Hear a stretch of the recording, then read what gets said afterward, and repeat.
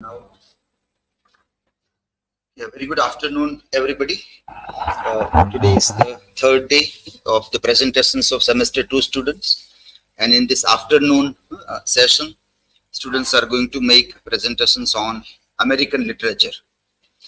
Let us have a look at their topics and the list of the students. So first, ASHA will start the presentation, and the topic is comparative study of Robert Frost and William Wordsworth. Divya's will be on a deep dive into Ernest Hemingway's The Old Man and the Sea. HEMALI will make it on Deciphering Hemingway, a deep dive into For Whom the Bell Tolls. Jatin will make it on Between Pages to Screen, a study of main character in literature and Indian cinema. Jai on Transcending Boundaries, Emerson's interpretation of Indian philosophy through Transcendentalism. KHUSHI will make it on the role of women in Hemingway's For Whom the Bell Tolls. PALLAVI on Bound by Fate, Robert Jordan and Maria's love story as an archetype of star-crossed lovers. PRIYANSHIBA on For Whom the Bell Tolls, the origin of General Golz. Rahul on Bob Dylan, the voice of generation. RESHMA's presentation on Robert Frost, the voice of nature's whispers. RIYA on gender identity and mental health in Eugene O'Neill's works, a psychological perspective. Trupti on empowering the individual, transcendentalism and self-reliance. Unnati on exploring Hemingway's literary landscape, a comparative analysis of his works. And last one by Yashraj on personal projections, autobiographical elements in O'Neill's long day's journey into night. Okay, so let us start with the first presentation by ASHA.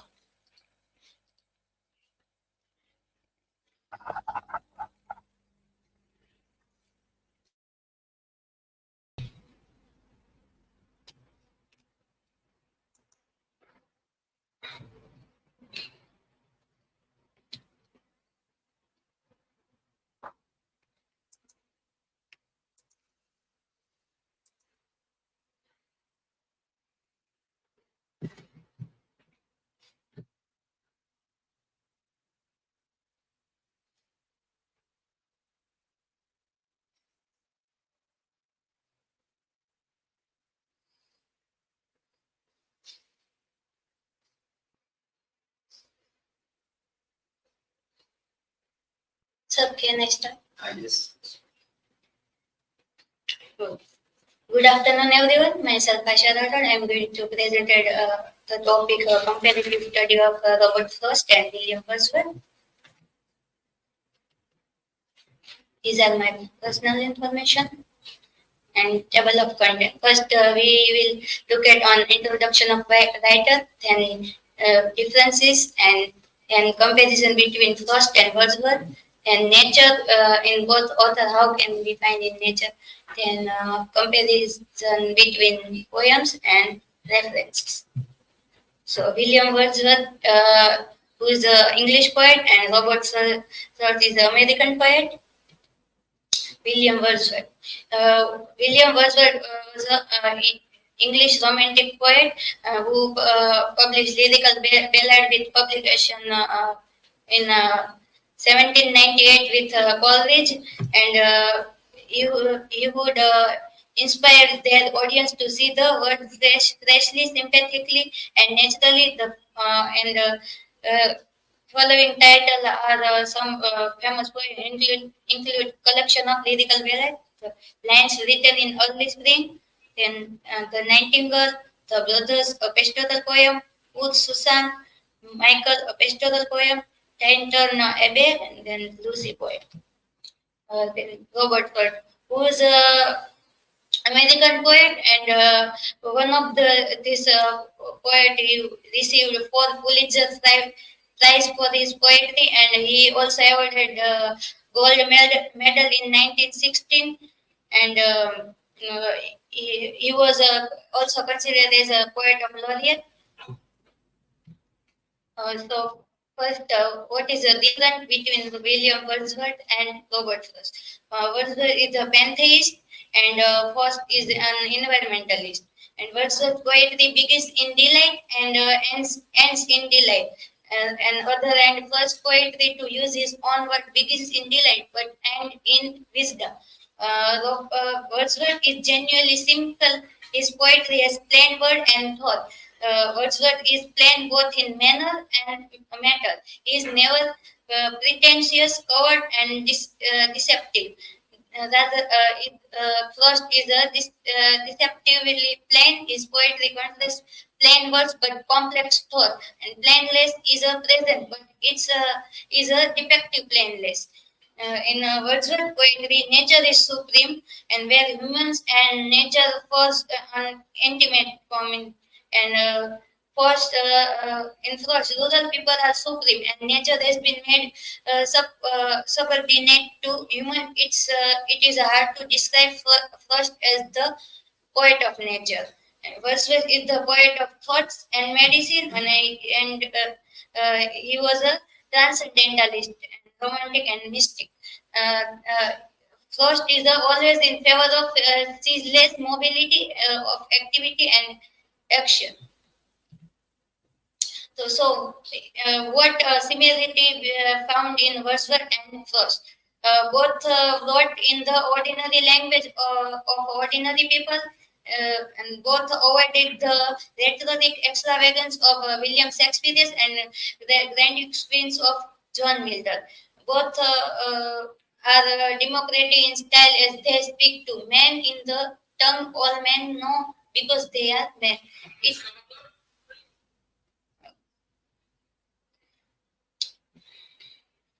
Then how nature found in Wordsworth and Robert Frost. Wordsworth conceived nature as a living personality. He finds out as well as established in his poems ordinary, passionate, impressive, emotional, intellectual, spiritual, and inspirable relationship between nature and human life. He believes that there a divine spirit pervading all the object of nature. He realized nature as a role as a teacher and educator. I found its Ahmad Mehboob article, and the use of nature is the single most misunderstood element of his poetry, as he himself said, I am not a nature poet. These also are found in Ahmad Mehboob's article, and also found in Haider Hussein's article. Most of Freud's poem use nature imagery is grasp and understanding of nature fact is recognized. Freud, like Wordsworth, is not trying to tell us how nature works. Robert Frost saw nature as an alien force capable of destroying man, but he also saw man's struggle with nature as a heroic battle. Freud uses nature as a background. He usually begins a poem with an observation of something in nature and then moves toward a connection to some human situation or person. First is neither a transcendentalism nor a pantheist. Then we will look at on his most famous poem, William Wordsworth, one of the poem, I Wonder Lonely as a Cloud, how differed to Robert Frost's poem, Fire and Ice. So, I Wonder Lonely as a Cloud, Wordsworth poem we can find in 6 line stanzas and rhyme scheme ABCC. And it's a simple poem, one of the loveliest and most famous in Wordsworth canon. Revisit the familiar subject of nature and memory. Robert Frost, Fire and Ice is a popular poem by Robert Frost that discusses the end of the world. And in this poem, we can find 9 line stanza and rhyme scheme ABA, ABC, and BCB. And this Wordsworth poem, the speaker is metaphorically compared to a nature object that I wonder lonely as a cloud that float on high. In this poem. Wordsworth found peace, and Robert Frost suggests that people are how people struggling with nature by fire and overload of fire and ice. The, then references. Thank you. Now you can ask questions.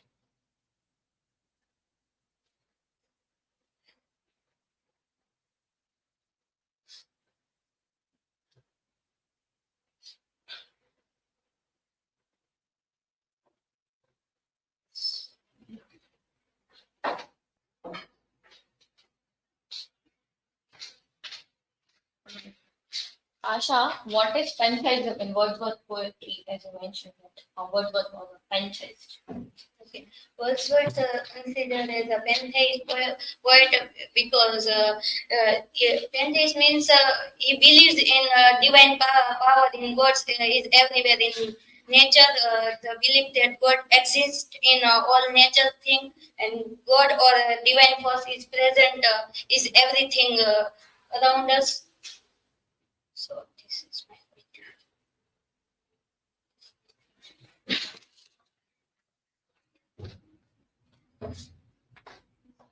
Asa, my question is, from your perspective, how does the portrayal of nature differ in the poems of Wordsworth and Frost? We also know that Wordsworth as a nature poet, so he find in nature the peace and inspiration, and he also he sees nature as a friend or educator and teacher, rather than first consider nature as it's beautiful, but some hardness and challenges. He also find that people struggling with nature. So he considered as it's tough, and Wordsworth considered as a love of nature. Okay, thank you. This is nice.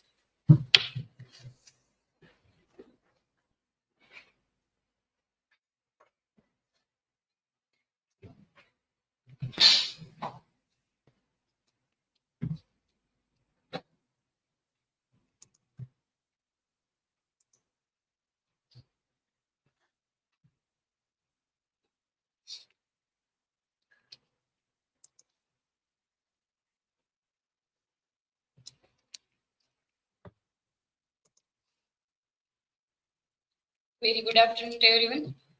Today I am going to deal with the deep dive into Ernest Hemingway's novel, The Old Man and the Sea. This is my personal information.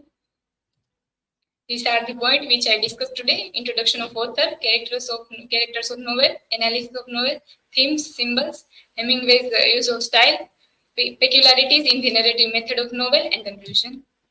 First one is introduction of author. Ernest Hemingway was born in July 21 in the 1899, and he was a very famous writer in the 20th century and known as the American novelist, journalist, and short story writer.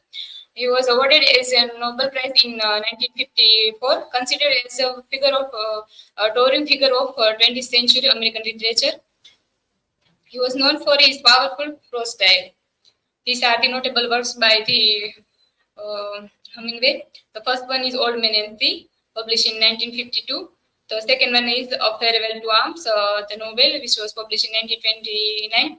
The novel Farewell to Arms, which was referred to the World War I, where the protagonist, Frederick Henry, and his beloved and he was for a nurse from British, and the novel reflect the relationship, how the effect of World War in the novel. The third one is Sun Also Rises. The novel reflect the portrayal through term of lost generation. Fourth one is To Have and Have Not, published in 1937. And fifth one is A Movable Fist, 1964. Literary style of Hemingway was known for his minimalist writing style and short sentence and precise language. Ernest Hemingway was basically took his own life in 1961. Characters of the novel, The Old Man and the Sea. First one is Santiago. The old man of the novel is the novel's titles.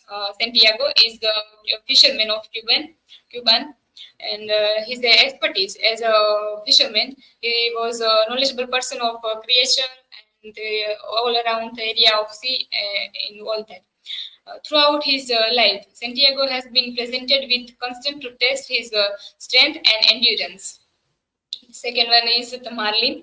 Although he does not speak, marlin was a fish, and we do not have access to his thoughts. That he is certainly an important character in the novella. The marlin is the fish. He spent majority of the novel taking, killing, and attempting to bring to a shore by the Santiago. Melon, the young boy who cares of Santiago. Martin, the owner of the terrace and sent the food for Santiago. Pedrico, a fisherman who was received the marlins the fisher had used to use as a fish trap. Rogelio, a man of village who helped with the fishing net for the Santiago. About the novel, The Old Man and Sea is the novella written by Ernest Hemingway and published in 1952, set in Cuba, and the story follows the protagonist Santiago, a fisherman who has gone 84 days without catching a fish. And one at the 85th day, he set out alone in his small boat and hooked a giant marlin, a fish. Santiago, in the relentless battle with the fish and enduring physical or mental strain, but ultimately succeeds to catch the fish. And his journey back to the shore, where Santiago faces further challenges to where the shark attacks and Devier here is the shark by the fish, and despite the loss, he returns home with dignity and a renewed sense of purpose. Themes of the novel: first one is hunting or survival. Hemingway portrays the life in The Old Man and Sea as the matter of survival. He themes survival instinct as a primary, other are secondary. The struggle survival as shown in the novel just between man and nature, but between one, not just between man or nature, but between one element to another. And the hunting process roles are reversed, where the hunter becomes haunted. It's all a question of power, where the Santiago and the fish, or how the both are attacking or their strength or the power of Santiago. And there is the one conversation when Santiago says, "I'm being towed by fish, and I am the towing bit." The second one is the paradox of nature. The novel teams with a puzzling paradox of nature, where the quality of human and material nature are complexity of life, and the central to the plot is a paradox of how to gain a loss, and for fortune of Santiago and their misfortune. The shark gain is what the old man lose, where the shark was gained the Martin fish, and where the Santiago how lose his fortune. Vanity is the important theme where it refers that material wealth or ultimately ends the futility, where the Santiago says that I wish too many things. The old man says, the Santiago, after the flesh of huge fish has been totally consumed by the shark and becomes light of the travel fast. The third one, last one is dignity. Hemingway asserted that if a man will not risk life for his dignity, then what is that life to live for?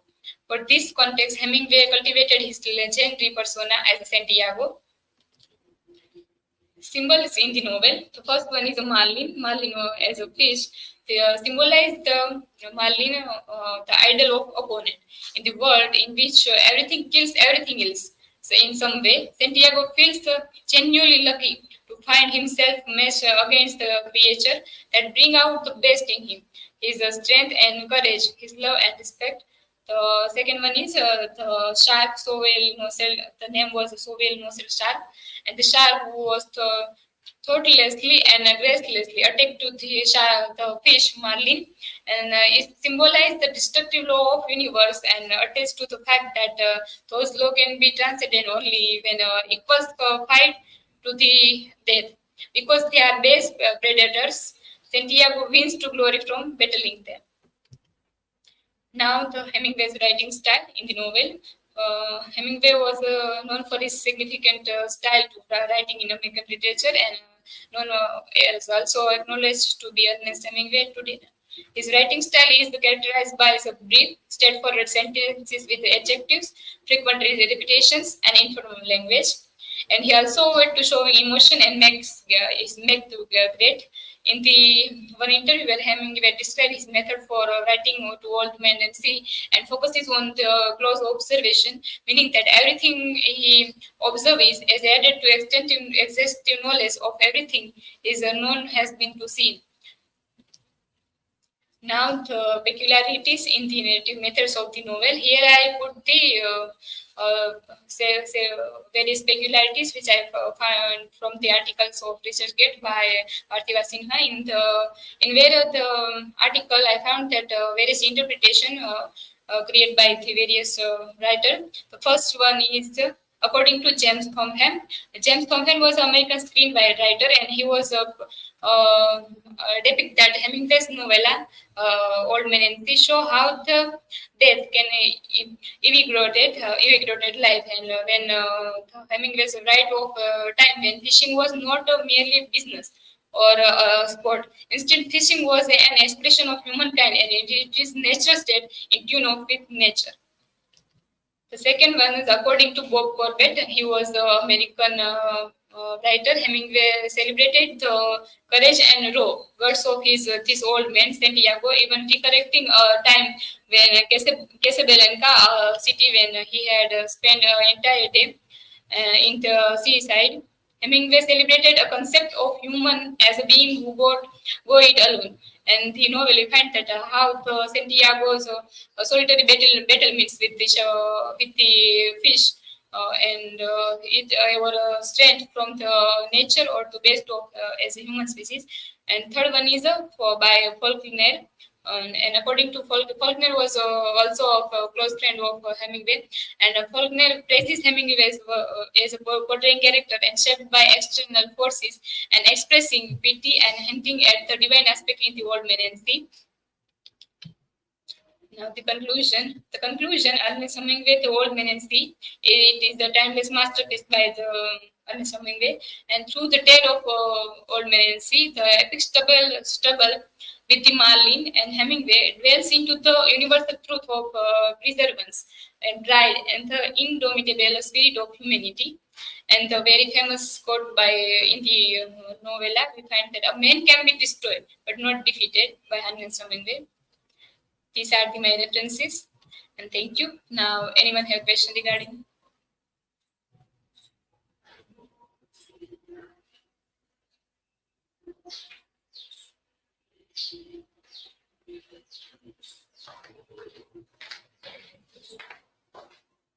Divya, my question is, according to you, what is the main theme in the novel Old Man and the Sea, and how does it contribute to making the novel more interesting to read? Okay, according to me, the main theme in the novel Old Man and Sea, which was contributed to making the novel more interesting to read, is the struggle of human and against to the nature and pursuit to the victory, as Santiago represent as a battlement of solitary, and how to he pursued his victory with the faced so many problems, and how to catch the fish.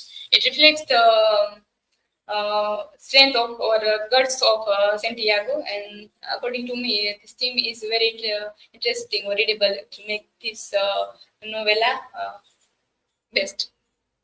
Okay, anyone else? So, Divya, as you mentioned in last slide, one of the quote by Ernest Hemingway, in The Old Man and the Sea, how does the idea that a man can be destroyed but not defeated manifest in the protagonist Santiago's journey? Okay, the idea man can be destroyed but not defeated. It manifests Santiago's journey through his strength or his struggle, as I mentioned, and his struggle to how to get the peace is manifest Santiago's journey. And the idea man can be destroyed and defeated. And in the novella, where I find that other one important conversation where Santiago says that in the last I have a fish. I will until stay with you, and I will stay with you until I die. It represents also that man can be destroyed but not be defeated. Okay, thank you.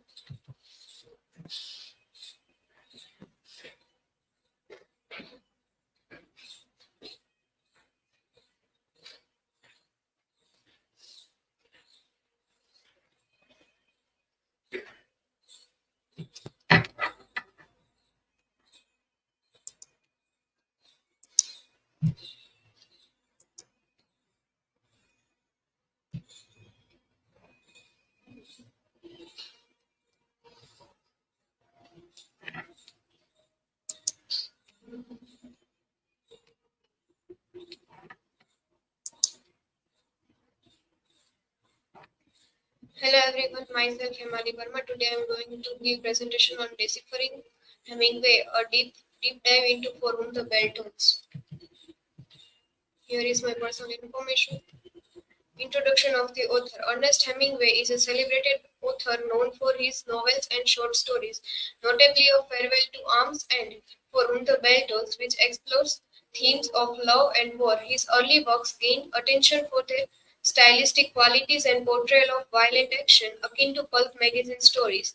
However, Hemingway distinguishes himself by infusing his writing with artistic intent and emotional depth, thereby transcending mere entertainment to create psychologically resonant narratives. Hemingway's writing process. Hemingway took his time before writing. He planned a lot and edited his work over many years. He thought deeply about his story's themes and characters, letting ideas soak in his mind before writing them down. This helped him know where his story was going and why his characters did what they did. He only wrote about things he knew well, which made his story feel real and authentic. This dedication to learning and understanding made his books, like For Whom the Bell Tolls, really interesting and memorable. Language influence in For Whom the Bell Tolls. In For Whom the Bell Tolls, language plays a big role. Robert Jordan thinks about how Pushkin talked too much about death and suicide, realizing it wasn't helpful. Throughout Hemingway's work, characters often believe that words have magical power to control what happens and how they feel. This focus on the power of words might seem different from Hemingway's usual style, where he usually focuses on concrete things like in A Farewell to Arms. But in For Whom the Bell Tolls, it's an important theme that Hemingway explores in his writing. Experimentation in For Whom the Bell Tolls. In For Whom the Bell Tolls, Hemingway's experimentation is evident through its dissimilarities with his other works, sparking varied interpretations. The novel diverges in terms of narrative style, political themes, character depth, and overall tone, leading the debates among critics. Its unique approach includes concentrated action juxtaposed with digressions, nuanced political orientation, and a blend of tragedy and melodrama. This experimentation reflects Hemingway's willingness to push literary boundaries and explore new territories within his craft. Challenging criticism in For Whom the Bell Tolls. Various people have criticized Hemingway's book For Whom the Bell Tolls. Mark Scorer compared it to War and Peace, which seems random. W.M. Frohoff suggested Hollywood influenced it, but there isn't strong evidence. Dwight MacDonald's critic was clever but overlooked Hemingway's lasting impact and growth. Some critics compared the character Maria to Catherine Barclay, reducing her to a symbol which overlooks her complexity and Hemingway's intention. These assessments missed the nuance of Hemingway's writing and the deep themes in the books, suggesting a need for a re-evaluation that considers the text within its historical and literary context. Metaphysical themes in For Whom the Bell Tolls. In For Whom the Bell Tolls, Hemingway delves into metaphysical themes amidst the backdrop of the Spanish Civil War. Through the character of Robert Jordan, he explores the inner turmoil of self-awareness and existential crisis, symbolically mirroring the external violence of war. Hemingway juxtaposes the detailed documentation of guerrilla activity with Jordan's profoundly personal experiences, highlighting the difference between the socio-political context and the individual's struggle for meaning and identity. Jordan's diverse roles as an idealist, volunteer, and foreigner focus attention on his search for purpose and belonging, ultimately reflecting the universal human condition of grappling with existence and destruction. Historical commentary, delving into the depths of individual consciousness and the quest for meaning amidst the chaos of war. Conclusion. In short, Deciphering Hemingway, a deep dive into For Whom the Bell Tolls, takes a close look at how Ernest Hemingway wrote his famous book. It explores how he planned the story, created the characters, and experimented with different writing styles. Hemingway's attention to detail makes the story feel real and emotional. The analysis shows how Hemingway uses language to shape how characters think and act, moving away from just describing things to exploring the impact of words. The book also plays with different ways of telling the story and touches on political themes, showing how Hemingway wasn't afraid to try new things in literature, even though some people have criticized his work. Looking at the deeper themes in the book reveals Hemingway's lasting impact as a great writer who challenges readers to think. Here are works cited. Thank you. If anyone has questions, please.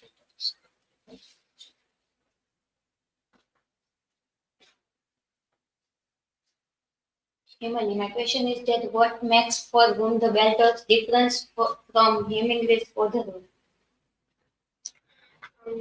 For Whom the Bell Tolls is different because it tries new changes in his books. He also talks about how the story is told and how the what it makes character more deep.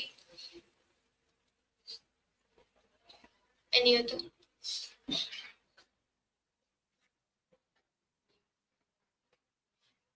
Emily, my question is that how does Hemingway explore deeper themes in the For Whom the Bell Tolls?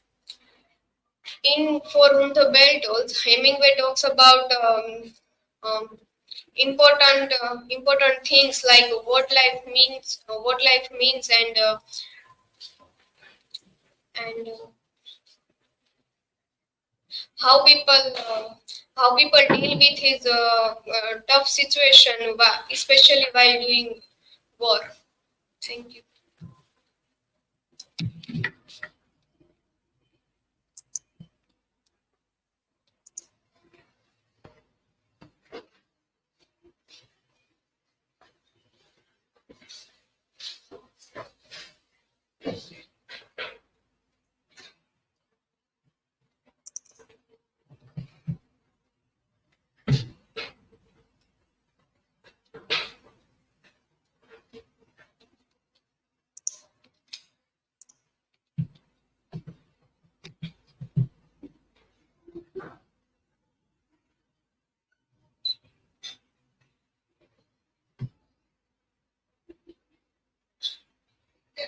Maybe disconnected. This one. Yogi. This.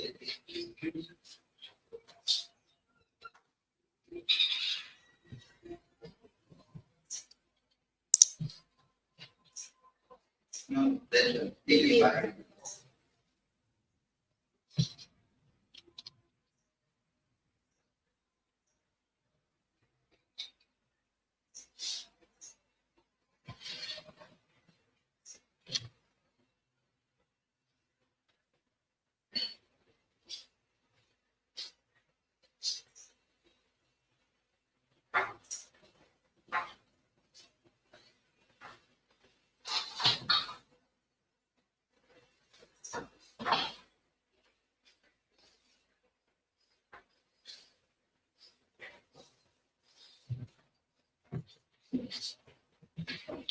So very good afternoon, everyone. Today I am going to present a between page and screen a study of main character in literature and Indian cinema. Some personal information about me. Table of content. We start with introduction of novel. From the Beltos, written by Ernest Hemingway, published in 1940.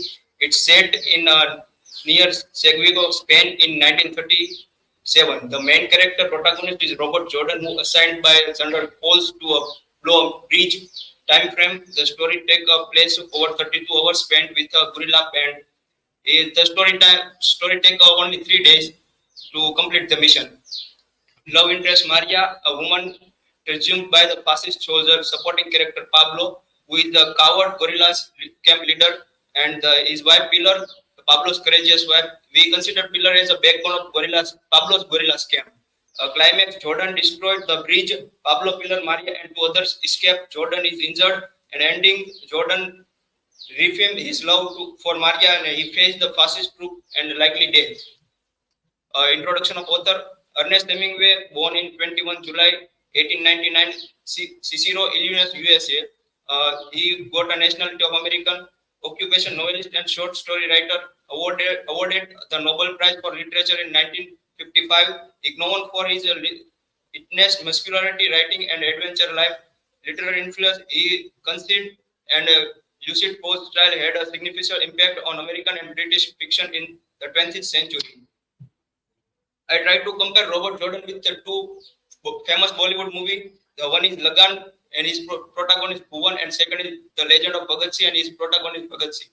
Lagan is a 2001 Indian movie set during the British rule. It's about the village that challenges British officers to a cricket match to avoid heavy taxes.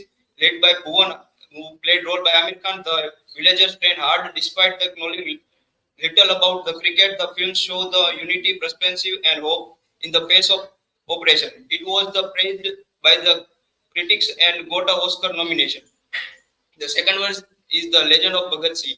Is a 2002 film, Indian film about the Bhagat Singh, a key figure Indian fighter for independence. It stars Ajay Devgan and how Singh's journey as a revolutionary against British rule. The movie received the praise for a portrayal for Singh's life and impact the India's freedom struggle.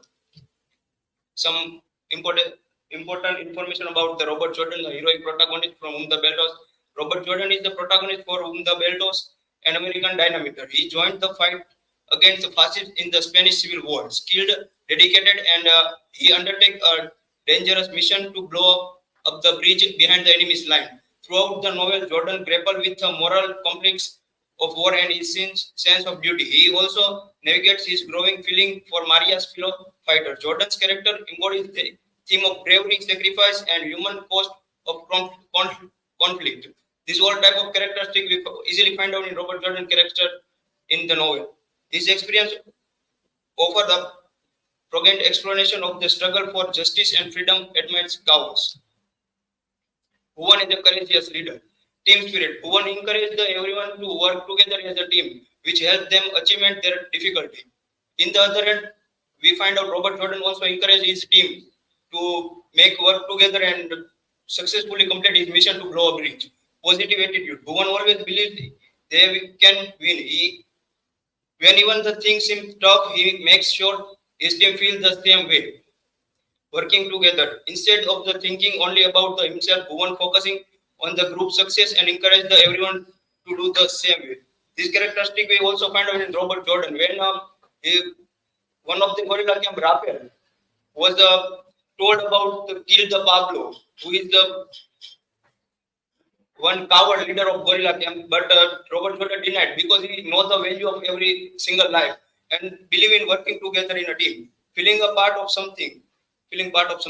One makes sure everyone feels like they belong and they're important of the team. As we said, Robert Jordan also know about the value of life.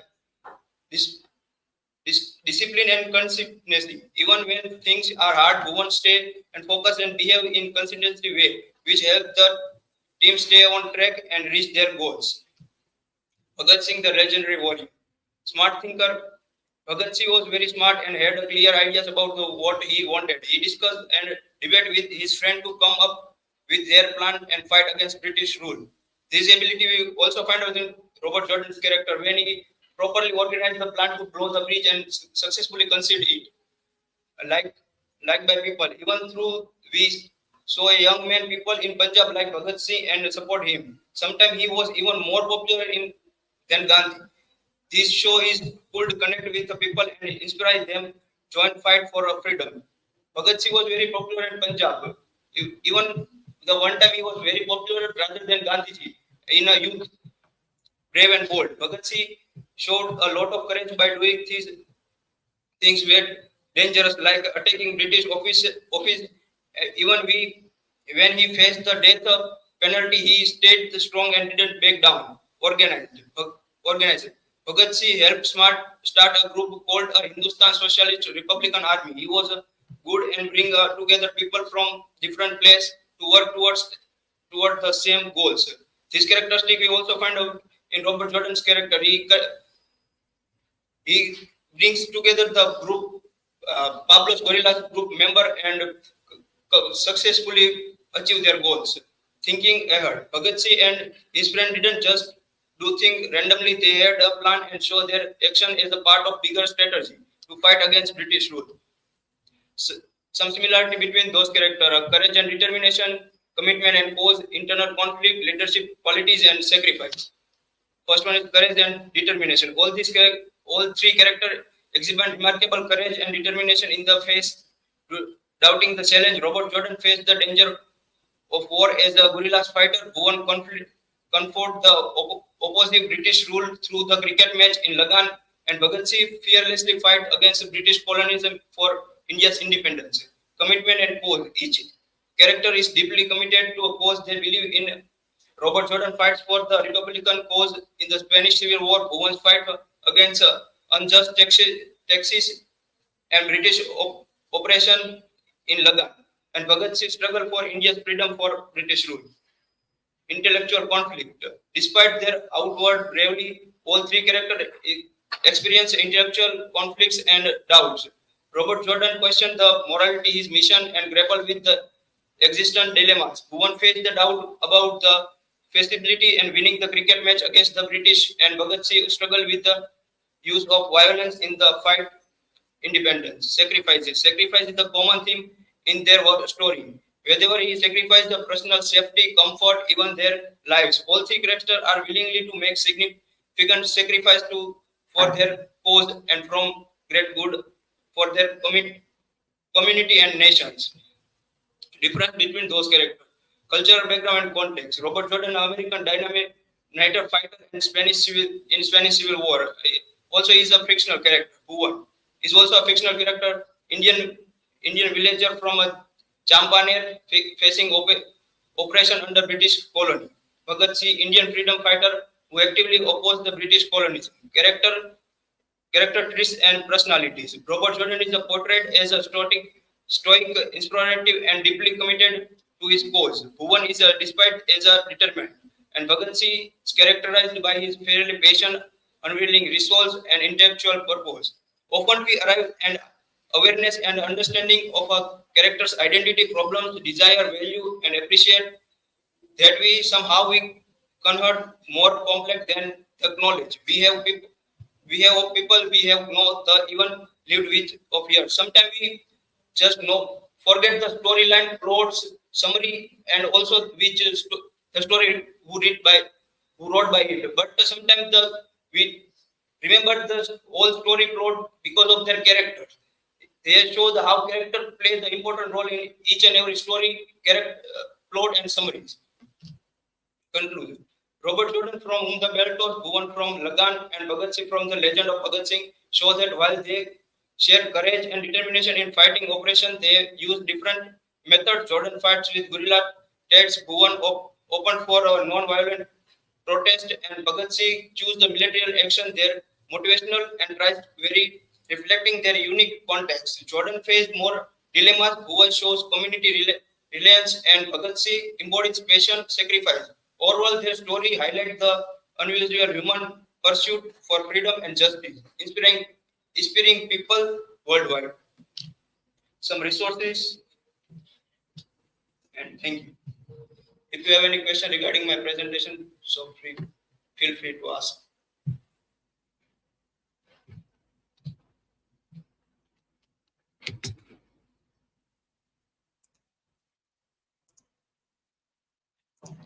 So Jatin, can you find out any similarities between Bhuvan from Lagan and Bhagat Singh from the Legend of Bhagat Singh? One from Lagan and Bhagat Singh from Legend of Bhagat Singh. Never give up attitude is a main similarity between those two characters. So when Bhuvan, who deal with guys who never know about the little thing of cricket, but he leads his team and win against the Britishers. And the Legend of Bhagat Singh from Legend of Bhagat Singh, who is known for his never give up attitude. When he know about his very dangerous operation and he tries to connect all the people to do them.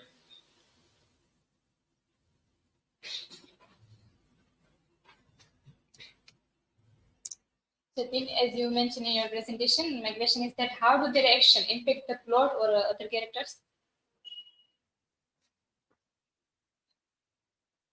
In the From the Beltos, the protagonist Robert Jordan, he's known for his never give up attitude.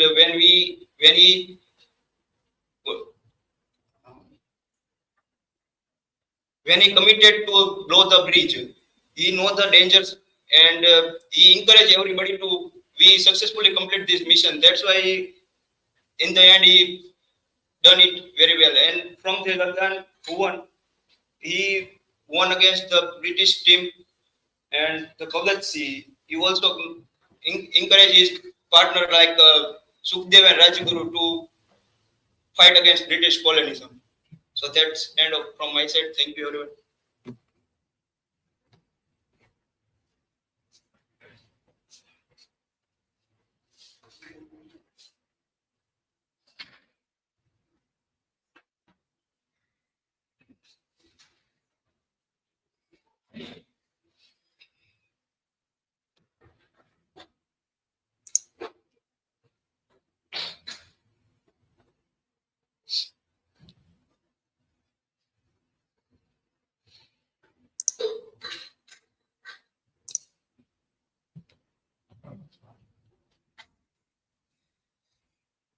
So very good afternoon to everyone. So today is the third day of our presentation. I'm going to present from paper number 108, and my topic is Transcending Boundaries, Emerson Interpretation of Indian Philosophy through Transcendentalism. This is my personal information, and this is a table of content where I am going to focus on the main point that Emerson view on Indian philosophy and how he influenced in Hinduism. So let me first give brief information about the author Emerson. That Emerson was a prominent American lecturer, poet, and essayist. He is widely regarded as the leading figure of New England Transcendentalism, a philosophical and literary movement that emerged in the 1830s and 1840s. There are notable work of Nature's Self-Reliance, the American School, essays, poems, English Strand, and Representative Man, and the Conduct of Life. Through his writing lectures, Emerson explored themes such as individualism, self-reliance, nature, and spiritual potential of humanity. Emerson's idea greatly influenced American literature and thought, and his legacy continued to resonate in a contemporary philosophical and cultural discourse. In recognizing of his contribution, Emerson was posthumously honored with induction in Hall of Fame in 1990. There is one also raised the question by the Girard that is Ralph Emerson is a true transcendentalist or not. So here Matthew is who is in article challenge the viewpoint put forth by Professor Girard that Emerson should be excluded from the core of transcendentalism. Grant tries to portray transcendentalism as a primary as a religious moment represented by features like chaining and alienating the more philosophical immersion. So, Michel also argues that from early on, in his mystery days, the late 1820s, 1830s, Emerson is found quite nicely transcendentalist view about the supremacy of the moral sense and individual intuition as the basic for the religious belief and the need to rebuild religion on this foundation. So Emerson not only had a transcendentalist philosophy of religion, but also developed a systematic philosophical foundation for transcendentalism based on idealism, symbolism, nominalism, and theories about the oversoul and evolution of mind. Emerson philosophical rationalism was not divorced from sentiment, intuition, and mysticism. As he saw the intellect as having an inherently transcendental quality and value unity of thought, feeling, and nature. While there were degrees and faction within transcendentalism, with Emerson being moral radical, Michel argues Emerson should be considered the leader who gave definitive expression and fruits to the movement through his philosophical vision. Here, measured in the article is argue in the view of the Professor Girat how Emerson see as true transcendentalist or not, or we can consider him as a transcendentalism or not. My next point is in Indian American poetry in transcendentalism. There is a Emerson also and Pramod Pawar, the Indian poet.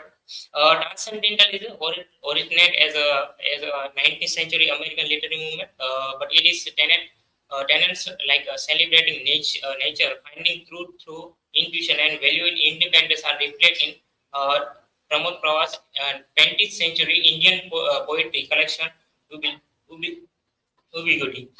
Both Ralph Emerson and Pramod Pawar deeply admire and find solace in nature. Emerson poem like the snowstorm, and each and all celebrate the beauty of magnification of natural elements like snow, sky, and river. And Pramod Pawar philosophies on aspect of nature like time and its ability to defend beauty in ambiguity. In religion and spirituality are centered. There are transcendentalist thought. Emerson from his Christian background in his poem like Goodbye, which expressed a desire to leave the material world for spiritual redemption.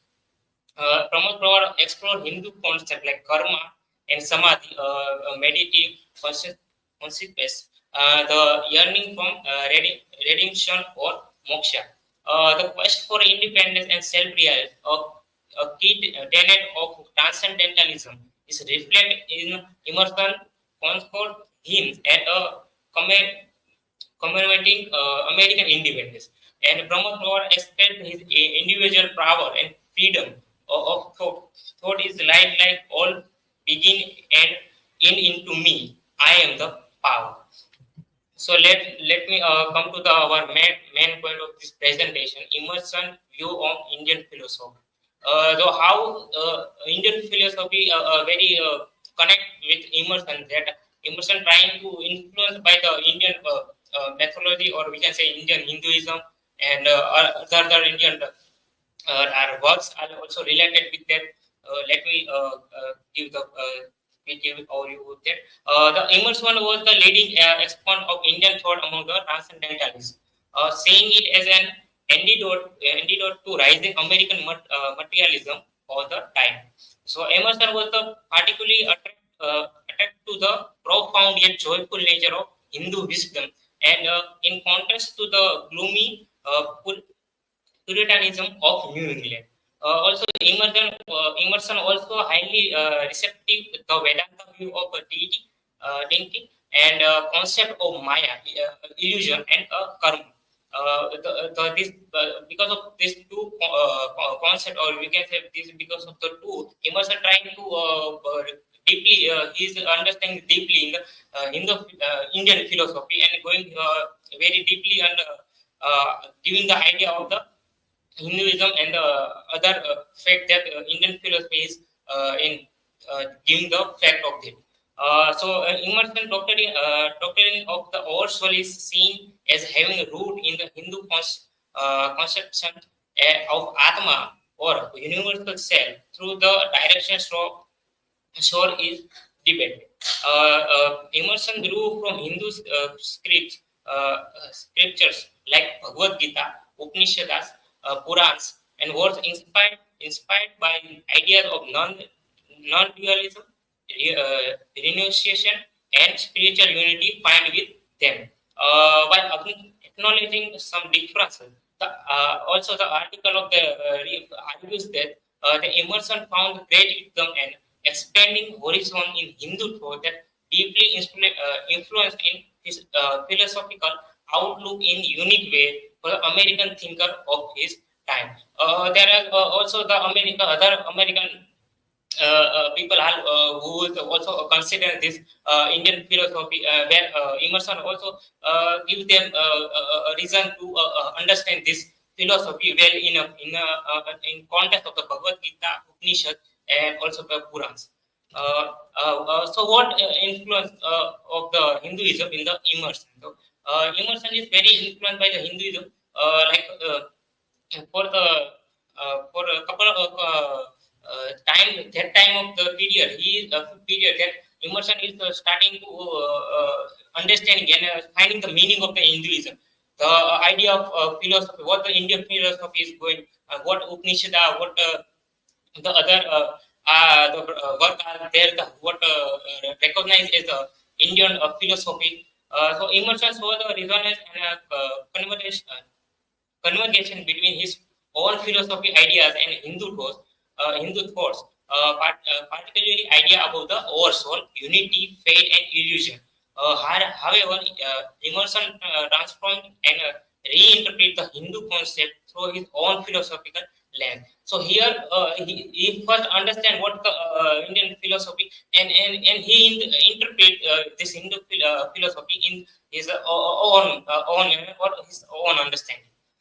Emerson was particularly influenced by texts like Bhagavad Gita, as I mentioned in the previous slide, the Bhagavad Gita, the laws of Manu, the Upanishad, and the Vishnu Purana. So Bhagavad Gita and Upanishad is most of the Emerson is like most of the we know how the famous and how Indian concept are in which these works become available translation in the early 19th century. He saw Hindu mythology and philosophy as an experience the necessary or structural action of human mind on a great scale that appealed to him, while finding value in Indian Hindu ideas. Emerson diverged from orthodox Hindu thought in key ways, such as his emphasis of the fresh and spontaneous insight of the individual mind or spiritual authorities. Emerson also practiced a kind of creative reading, where he interpreted Hindu texts through his own philosophical perspective, valuing them more for inspiration than scholastic accuracy. Emerson engaged his Hinduism was a part of his broader intellectual project of finding universal truth across the diverse traditions and shaped by his views on self-reliance, intuition, and the expressing power of an individual mind. Here, Emerson deeply understands the Indian philosophy, and he's trying to also give the concept of Hinduism in the where American writer or American authors are more in a way they are not considered, or they are trying to see the Emerson is like too much influence in this Hinduism. So in conclusion, we find out the Emerson is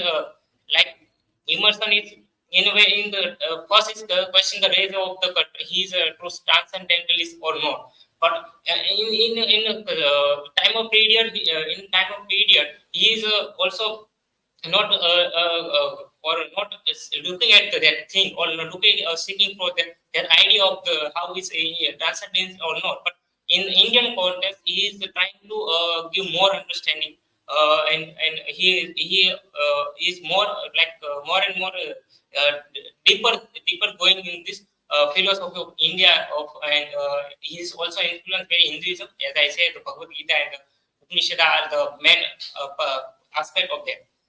So let me in my presentation with a small quote of Emerson. The purpose of life is not to be happy. It is to be useful, to be honorable, to be compassionate, to have it make some difference, that you have to live and live well. So this is my references, and thank you everyone. If you have any question and doubt, you can ask.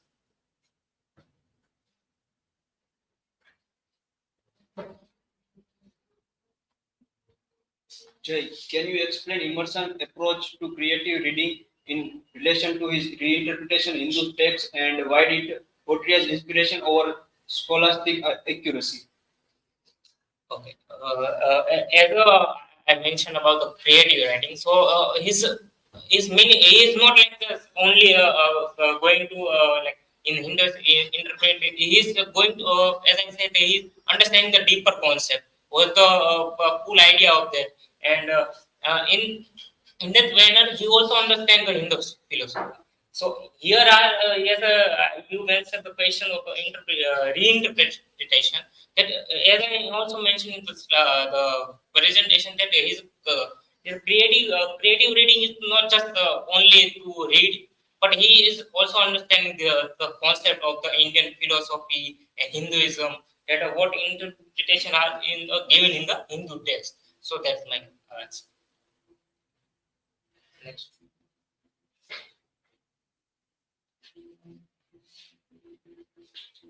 So, Jay, what concepts from Hindu philosophy such as Maya and Karma did Emerson find significant, and how did he integrate them into his philosophical framework? So Maya, the both concept are very like in the both concept are very clearly mentioned in the slide, that Emerson is in a way is trying to see the both concept in the way of the Hindu understanding of Hinduism, philosophy of India. That Maya is seen as how we can interpret illusion or the karma. What is our karma? That how our karma is repressed to in the Indian philosophy, and how in a way is also understanding that idea, that what concept and what Maya and the concept are in a way is very deeply recognized and also interpreted in the way of the American tradition, or we can say Indian philosophy. So that's my question. Thank you everyone.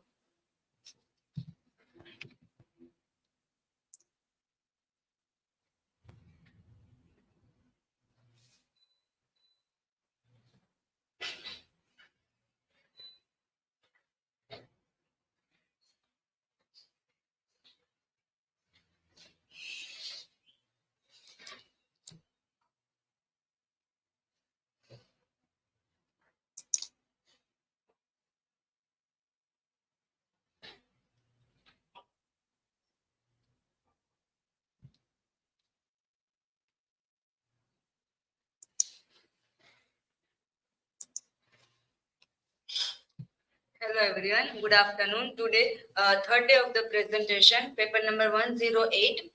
My topic is the role of woman in Hemingway's For Whom the Bell Tolls. This is my personal information. This is the table of content which I discuss. First, brief information about the Ernest Hemingway. I'm not more about them because Jatin and Divya mentioned. Full name Ernest Miller Hemingway. He was an American novelist, short story writer, and a journalist. He awarded notable awards Pulitzer Prize for Fiction in 1953 and second Nobel Prize in Literature 1954. Brief in the Spanish Civil War. 1936, the Spanish Civil War begins, pitting the left-wing Republican government against the right-wing nationalist forces led by General Franco. 1937, the setting of For Whom the Bell Tolls, as the Robert Jordan joins a guerrilla band to carry out a mission against the nationalists. 1938, the Spanish Civil War ends with the nationalist victory, leading to the establishment of the Franco dictatorship that would last until 1975. A brief overview of the novel For Whom the Bell Tolls, written by Ernest Hemingway, published in 1940. In the setting set near the Segovia, Spain in 1937, during the Spanish Civil War. Robert Jordan, an American teacher, joined the Loyalty Army during the Spanish Civil War. The story unfolds over the course of Jordan's 72 hours at the guerrilla camp. During this time, Jordan falls in love with Maria, a woman who has suffered from the brutality of fascist soldier. Jordan successfully destroyed the bridge, but he injured in the process. Despite his injuries, Jordan declares his love for Maria once more and prepares to face the approaching fascist troops and his unavoidable death. This information I taken Britannica. Two female characters, Pilar and second Maria. The Pilar is the wife of Pablo, experienced leader to the guerrilla group who serve as the maternal figure and moral compass for the other characters. Second Maria, a young woman who is rescued by the guerrilla bands and undergoes the dramatic transformation, finding her own strength and agency. First, Pilar. Pilar is the large, masculine-looking peasant woman, the gypsy wife of Pablo. She is strong and committed to the Republican cause, unlike the apathic Pablo. Pilar laments her lack of physical beauty, but he is determined and unwavering in his principle. Pilar defies traditional gender norms and emerges as a powerful, almost mystical character. Pilar mystical powers. She can read the future and sense Robert Jordan impending death. This information I take Dr. H.K. Jha. Pilar dominates much of the story and represents the enduring powerful spirit of the Spanish people. She has been the mistress of some truly great men and maintains control over the band, including the Riquel Pablo. Pilar provides perspective and wisdom to the younger Maria, helping her come to the terms with the experience and love for Robert Jordan. Pilar is described as the more fully blown of the enduring Spanish woman character Hemingway created. This information I taken Conway Jester article. Second, Maria. Maria is a submissive, calm female lead in Hemingway For Whom the Bell Tolls. She falls unconditionally in love with the protagonist Robert Jordan as a first sight. Maria represents Hemingway's ideal of a man's woman who devoted herself completely to her lover without challenging his dominance. Maria completely once man's woman says that girl. Physically, Maria has androgynous traits like short hair, but her personality remains passive and dependent on the Robert and the older, more powerful female character, Pilar. I taken this information, Dr. H.K. Jha. Maria represents the victimized and resilient Spanish woman emerging from the ashes of her torture to find love with Robert Jordan. Maria's simple yet unwavering devotion to Jordan makes their love story within the larger context of the novel. I taken this information, Conway Jester article. Both characters, Pilar and Maria, similarity. First, androgynous appearance. Both Pilar and Maria both female character appearance and hair cut short all over their heads. Second, pillar masculine quality and feminine quality. Second, relationship with the male protagonist.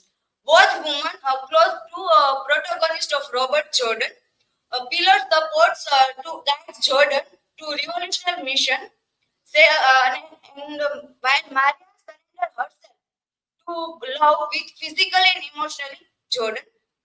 This information I taken Dr. H.K. Jha. Difference Pillar and Maria. First, behavior. Pillar masculine, dominant, and determined character. While Maria is a submissive, calm, and dependent woman. Mystical supernatural abilities. Pillar to mystical to see a future for Robert Jordan impending death, while Maria not supernatural powers. Symbolic representation represent the more masculine self-assured female archetype in Hemingway's work, while Maria embodies the more submissive, calm female character. They align with the Hemingway's idealized vision of the perfect woman. Pillar, strong, independent woman. She decide everything to on perspective. They, while Maria to dependent on Robert Jordan. Conclusion. In For Whom the Bell Tolls, Pillar and Maria symbolize contrasting aspects of femininity amid Spanish Civil War. Pillar embodies strength, independence, and mysticism, while Maria represents gentleness, devotion, and resilience. Pillar defines gender norms, guides the protagonist, and holds influence over the group, while Maria's identity revolves around her love for Robert Jordan. Despite their androgynous appearance, their personalities and role diverge, showcasing the complexity of human experience in the face of war and adversity. This is the reference. Thank you. If any question, you ask.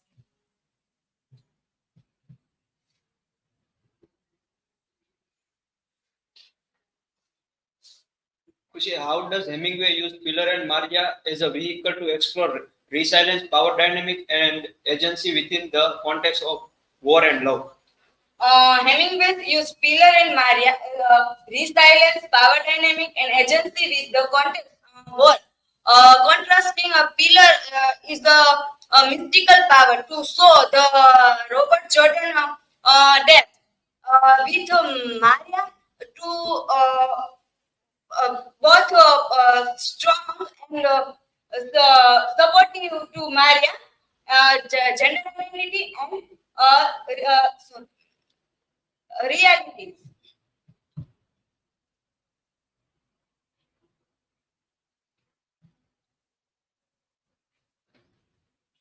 So, KHUSHI, my question is, what way does Maria's relationship with Robert Jordan reflect Hemingway's idealized vision of love and femininity?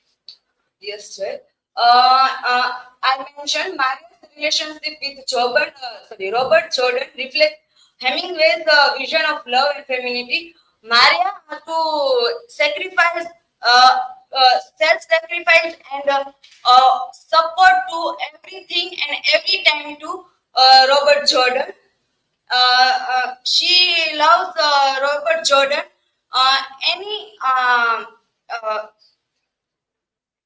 Any aspect to Robert Jordan. So, thank you.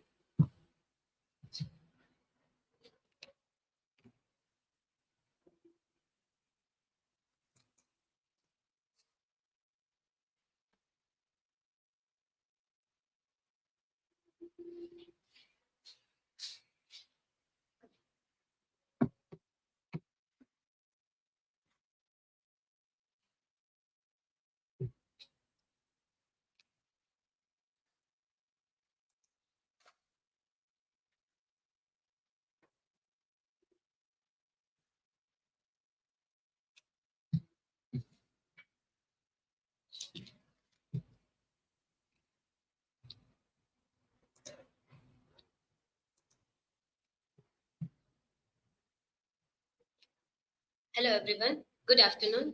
Today I will deal with the topic Bound by Fate, Robert Jordan and Maria's love story as an archetype of star-crossed lovers.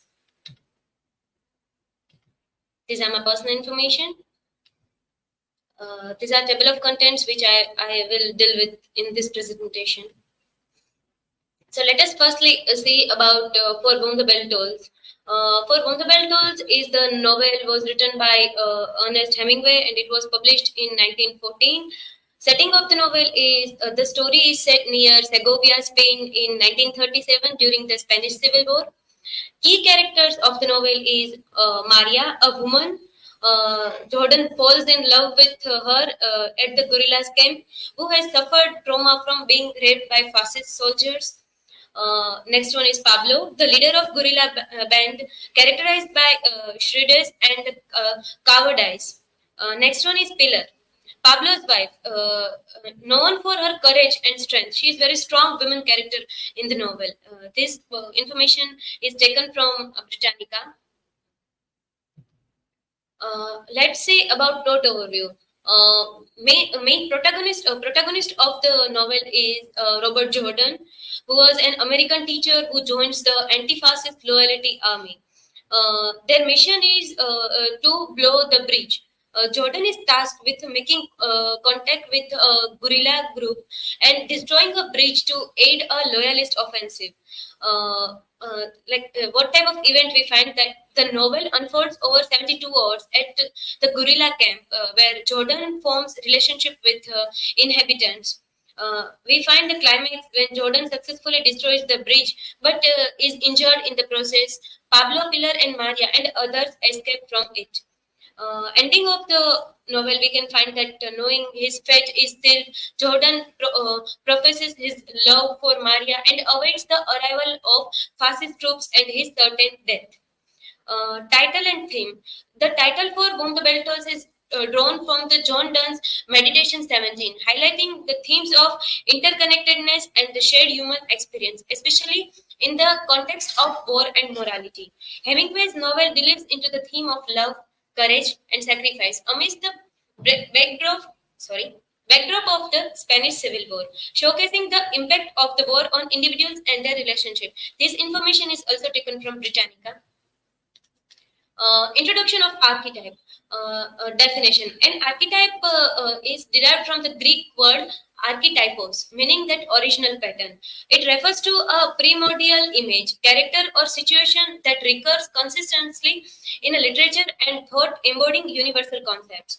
In short, an original pattern or universal concept that recurs in literature and thought. We can find that its original origin when it popularized by psychologist Carl Jung's theory of the collective unconsciousness.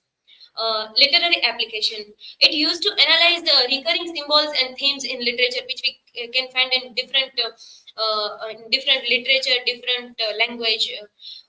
That impact, influential in understanding the shared human experience and emotions across the cultures. It associated thinkers with archetype, includes Carl Jung, Northrop Frye, Maud Botkin, and James Hillman. This is also taken from Britannica. The definition which I taken from Merriam-Webster is the original pattern or model of which all things of same type are representations of copies, prototype, which is called archetype. Let's see term a star-crossed. Star-crossed is a term which defines that something is not favored by stars, or we can say that ill-fated. This is also taken from Merriam-Webster dictionary. Star-crossed lovers are by that we can say that star-crossed lovers refer to a romantic couple whose relationship is destined to end tragically or face significant obstacles. The term originated from William Shakespeare's play Romeo and Juliet, where the young lovers come from feuding families. The phrase suggests that their fate is influenced by celestial forces beyond their control. It represents the idea of love thwarted by external, often uncontrollable factors. The best example of it is Romeo and Juliet. Shakespeare's use of astrological language and reference to planetary influence to create a sense of inevitable fated tragedy that both depict the star-crossed lovers' relationship fated by astrological cosmic forces to end in tragedy. Use of astrological language, planetary influences the reference to luck of days or hours to create a sense of inevitable doom. Characters embodying distinct temperaments, humor that shape their actions and reactions. Protagonist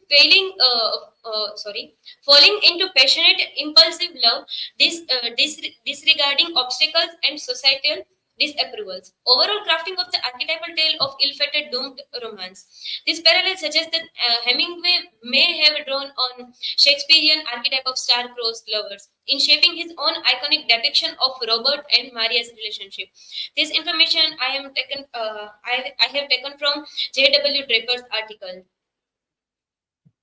How does Hemingway describe love? In not only this work, For Whom the Bell Tolls, but in other works also he described love. Love in Hemingway's work emphasizes the deep emotions and resilience during tough times. Shows love as a strong force that gives comfort, strength in wartime, as we can find in For Whom the Bell Tolls. That love of Maria gives warmth to Jordan in that turmoil situation, or that we can find that in that intense situation when everyone was tensed and everyone lived in the terror. At that time, they found a bomb. Love between Robert Jordan and Maria in For Whom the Bell Tolls. We can find that intense and emotionally deep. It goes beyond physical attraction to psychological bond. Love themes across Hemingway's literature. We can find that same love description in Farewell to Arms and The Sun Also Rises. That also the stories depicted love with passion and heartache. Hemingway's view on love, that Hemingway believed that love can lead to risky and life-changing decisions driven by good intentions. Love is shown as a transformative, capable of both deep connections and tragic outcomes. This information I have taken from Dhirendra Kumar Singh's thesis. Love story between Robert Jordan and Maria. Like we can find that they both represent, symbolically represent something, like symbol of normalcy in turmoil. Like Maria represents normalcy amidst war and tragedy, particularly in her relationship with Jordan.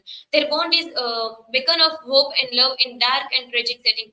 Like we can find that in all that tense situation, they live that some moment of happiness with together. Tender and tough-minded, Jordan emotionally complexity is evident in his relationship with Maria. His ability to be tender and tough-minded adds depth to their love story amidst war. That he is very caring towards Maria, and his love makes her feel or takes her away from her past pains, which he suffered from past. This information I have taken from R. Malakami's article, Phases of Robert Jordan and Maria's Love Story. Like we can find that as story moves towards the end, we can find that how their relationship also becomes stronger and more stronger. Like we can initially find that physical attraction, then they attracted towards each other, and after that we can find second phase is the deepening emotional connection. They share everything with each other, about their past. They trust each other. Realization of profound love. They realize that we are in a really love with each other. This information I have taken from Mark Hewson's article, Symbolic Transcendent Union. That final lovemaking thing, that we can find that it shows their intense love, that accept and at last we can find that end of the novel, acceptance of their tragic fate. That though death looms, Jordan cherishes the profound love he's found.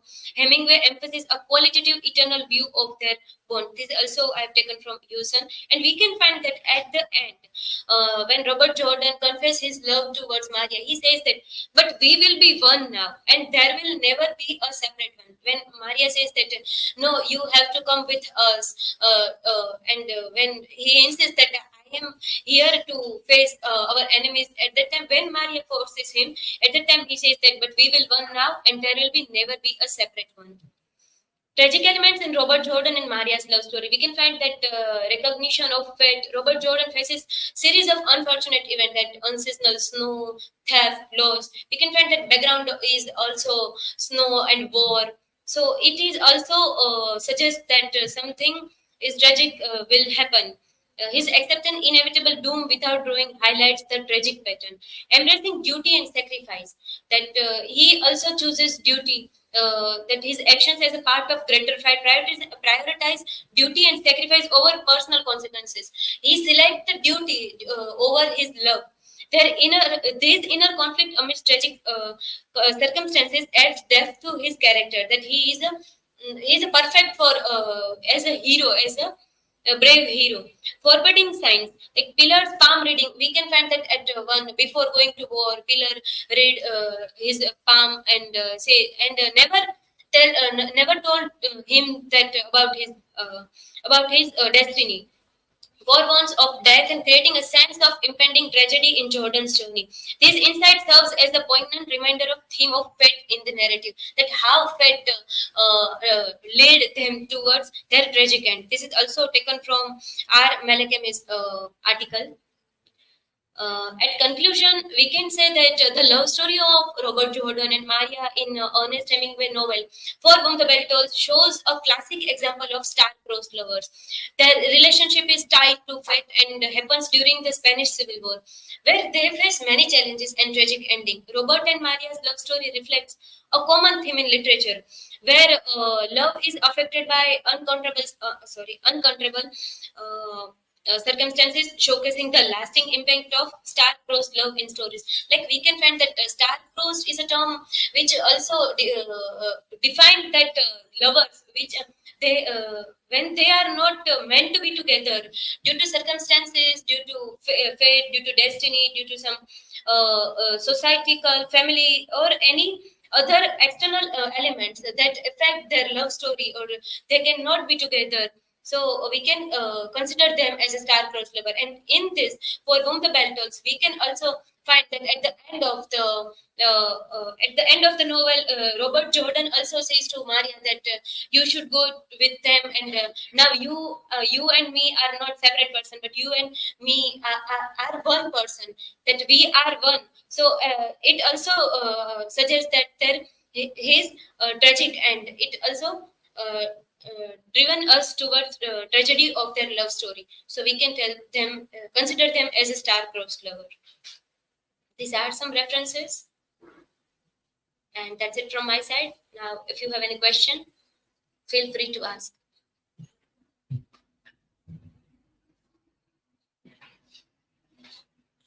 So Pallavi, my question is, can you find any movies that very connected with the term of a star-crossed love? Yeah, in Indian context, we can find that movie Devdas. We can also consider that when Paro and Dev, at the end of the movie, they are not together. So they also consider it. Also consider in the term of star-crossed. Another movie is we can find that example of it is Mughal-e-Azam. When we find that love story of Salim and Anarkali, it also driven into tragic and many other such examples that we can find in movies also, that they are not meant to be together. That's why they are falling in star-crossed term.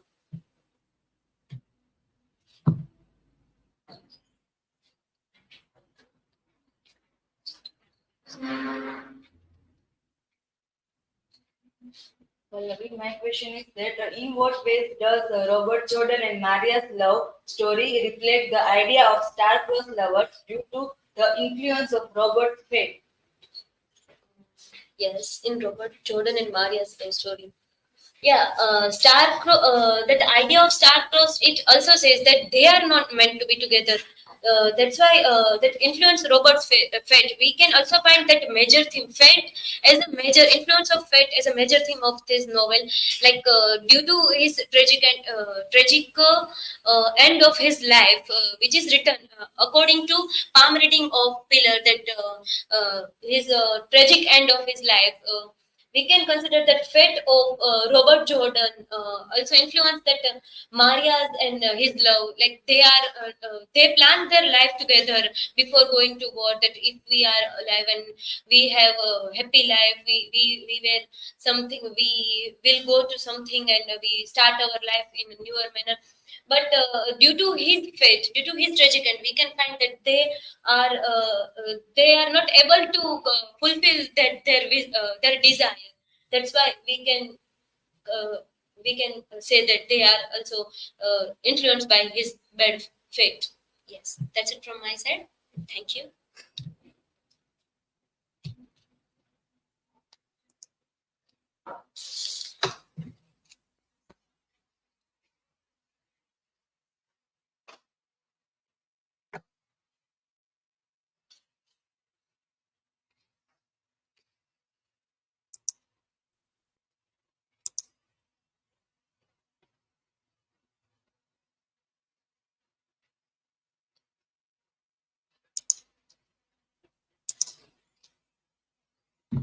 Hello everyone, myself Priyanshi, and here I am going to give presentation on For Whom the Bell Tolls, the origin of general goals. These are my personal information. These are the table of contents. First, introduction. For Whom the Bell Tolls and its significance in literature and the role of general goals in the narrative and the importance of understanding his character. Ernest Hemingway's For Whom the Bell Tolls is a seminal work of literature that captures the complexities of the human spirit amidst the backdrop of the Spanish Civil War. Published in 1940, the novel is celebrated for its profound exploration of themes such as heroism, love, and the harsh reality of war. The character of General Golz serves as a pivotal figure. As a leader in the Republican Army, Golz orders set the protagonist Robert Jordan on a perilous mission to blow a breach, a task critical to the success of an impending offensive. The significance of General Golz's character extends beyond his military role. He represents the collective struggle of individuals in the face of overwhelming odds. His interaction with the Jordan highlights the personal dimension of war, where individual lives are entwined with the grand moments of history. In historical context, Spanish Civil War reflects Hemingway's own experience as a journalist during the war may have influenced the creation of General Golz. Hemingway's personal involvement reflects Hemingway's experience as a war correspondent in this war. Literary connection shares thematic similarities with Hemingway's other works, A Farewell to Arms. Historical background. Ernest Hemingway, For Whom the Bell Tolls, is set against the backdrop of the Spanish Civil War, 1936 to 1939, where the conflict between the Republican government and General Franco's nationalist forces shapes the narrative. The novel vividly portrays the war's complexity and the ideological strife tearing Spain apart. The war's impact on the story is profound, shaping the characters' motivations and the novel's thematic exploration of sacrifice, loyalty, and the brutality of conflict. General Golz in For Whom the Bell Tolls reflects Hemingway's journalistic insights from the Spanish Civil War. Hemingway portrays the complexities of wartime command through Golz, drawing from his interaction with military figures. The character embodies the heavy burden of leadership during turmoil. Character analysis, the origin of General Golz. I never think at all. Why should I? I am General Soviet. I never think. Do not try to trap me into thinking. Someone on his staff sitting on a chair, working over a map on a drawing board, rolled at him in the language Robert Jordan did not understand. Shut up, Golz had said in English. I joke if I want. I am so serious is why I can joke. This unusual dialogue introduced one of the most interesting characters, General Golz. His sparse appearances in For Whom the Bell Tolls are crucial for the novel's structure and tone. Introduced at the beginning and revisited near the end, Golz frames Robert Jordan's action and amplifies the meaning of his tragic heroism. Jordan's sacrifice affects many, but Golz's awareness of this amplifies the tragedy, making it even greater than Jordan's. General Golz, in For Whom the Bell Tolls, has been largely overlooked in critical discussion. Even in Carlos Bucket's study, Golz is only briefly mentioned for his almost elegiac acceptation of reality. Unlike other characters in the novel, Golz has not been identified as a real person. Hemingway likely changed real names to fictional ones in From Whom the Bell Tolls to protect individuals he admired. For instance, Walter became Golz and Koltsov became Karpov. Despite the name change, their physical description remained recognizable. Golz may not be far from Walter, suggesting a connection between the fictional and real characters. Hemingway's portrayal of Golz in For Whom the Bell Tolls goes beyond physical resemblance to his real-life inspiration. Golz's attitude towards characters like Marty and his sense of powerlessness reflects aspects of Seaver's weak life. Hemingway's psychological insight shines as he depicts Golz as both a symbol of the Spanish War's tragedy and a man defeated by his fate. For thematic significance, the themes of war, heroism, and sacrifice as they related to general goals and discussion of how Golz's characters contribute to the overreaching message of the novel. Themes in For Whom the Bell Tolls: love, war, morality, and courage and self-sacrifice. Merely to blow the bridge is a failure. To blow the bridge at a state or based on the time set for the attack is how it should be done. This quote emphasizes the precision and duty required in war, a theme centered to General Golz's character and the mission he assigned to Robert Jordan.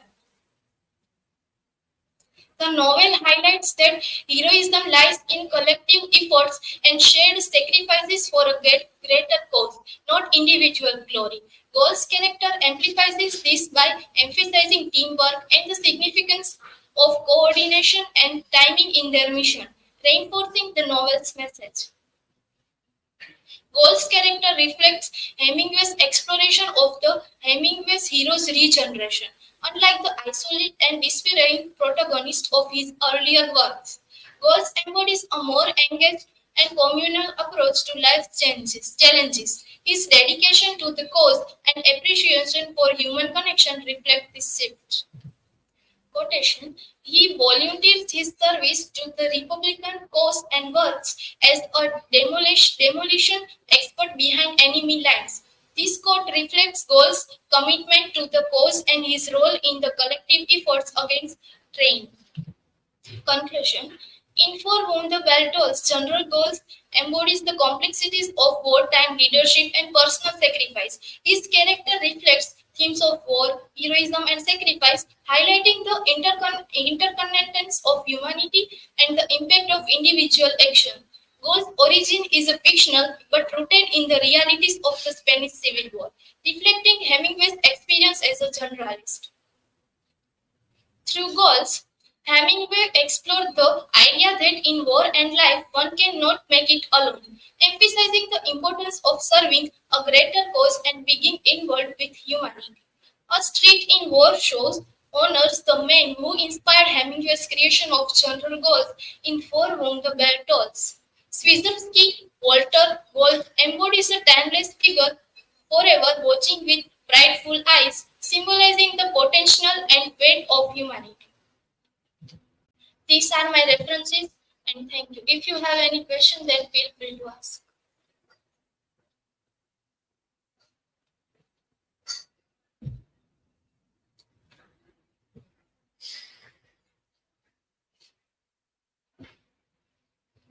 So, Priyanshi, my question to you is, according to you, why might Hemingway have kept Golz's origin unclear? According to me, Hemingway might have kept Golz's origin unclear to focus his story and war itself rather than focuses on any specific individual. Okay, then.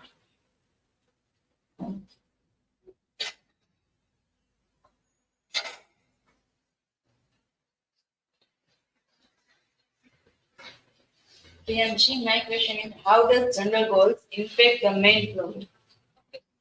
General goals impact the main plot by giving orders like blowing up the bridge, which derives the main characters of the novel.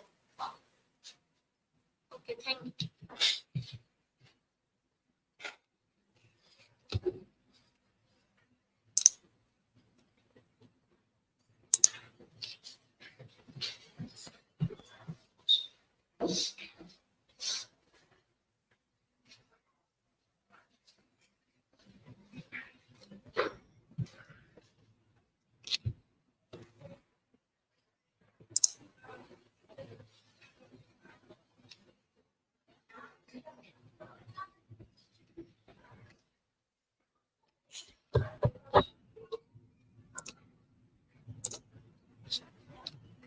A very good evening, everyone. My name is Rahul Desai, and today I am present my presentation on the topic of Bob Dylan, the voice of generation. Bob Dylan, the voice of generation. This is my personal information. This table of contents. And let's start with the introduction of Bob Dylan. Bob Dylan is one of the most famous lyricist and musician. Bob Dylan was born on May 24, 1941, and influenced by the blues, rock and roll music. He begins to playing music as a teenager. He is teaching himself to play guitar, harmonica, and piano. Dylan's self-titled effort made little impact on the music scene. The album, which contained the hit single "Blowing in the Wind," also established Dylan as the premier lyricist of the generation. His unique voice and unique lyrics attract towards the audience and the listeners. He most of the talking about the personal and political changes in his lyrics. The late John Paul II, who quoted Dylan's line, "How many roads must a man walk down before you call him a man?" at the 23rd Italian Eucharistic Congress in 1997. In 2001, Dylan won an academic award for his song "Things Have Changed."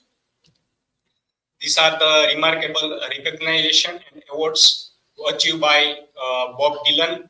In 2016, he won the Nobel Prize in Literature.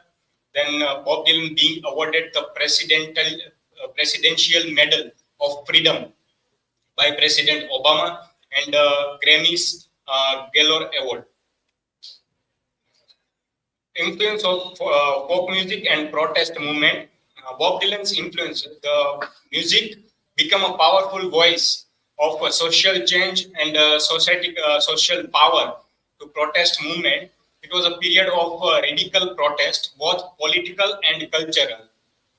Protest music played a significant role in the political event in the USA, with the message that reflected the vitality of politically engaged popular music. Folk music revolution by Bob Dylan. Dylan's impact on the folk music and revolution by the genre of brought attention to the societal issues in his lyrics.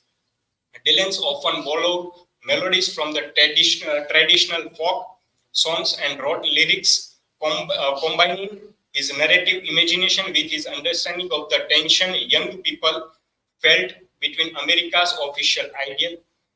He was recorded mostly traditional folk song and his own folk style creation, performing in a rustic folk manner and accompanying himself on a guitar and harmonica. In Bob Dylan's lyrics and songs, we find some themes are like social justice, civil rights, love and relationships, freedom and rebellion, self-discovery, identity. And then symbols are like the blowing in the wind. The wind is a symbol, represent the change and passage of time. Highway, represent the symbol of journey, escape or freedom. Freedom from some rights and freedom from some chain and many more things. The tambourine man, enigmatic figure who offer escape or transcendence. The dove is a symbol of peace, hope, and freedom. Then challenges to the status quo.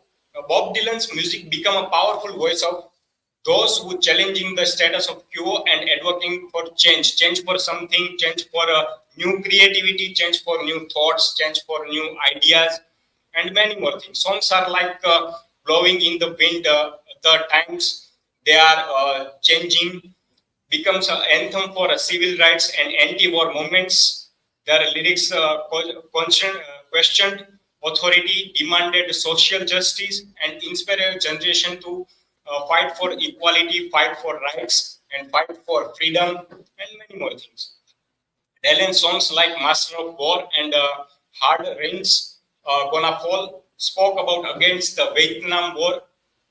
Songs like Substance, Homesick Blues mocked the emptiness of materialism and consumer cultures. Then in the song My Black Pages, he denounced his former moral favor in an ironic chorus claiming that he was much younger than he had been. Dylan specifically made social problem the worry of sober, serious older men. Presumably, youths had a more important things than injustice to think about. Stone argue about in his article about this challenges to the status quo. Then counter-cultural icon of Bob Dylan. Bob Dylan emerged from the American folk festival scene, but his artistic evolution changed the traditional boundaries, plugging in his guitar as at the 1965 Newport Folk Festival was a symbolic movement and go electric. He transformed his formation of go electric and he rock and roll movement. He part of the rock and roll movement.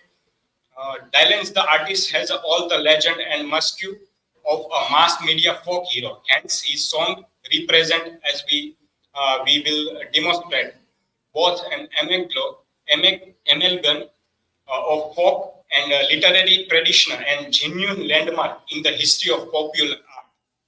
He also talking about the popular art through his songs and lyrics.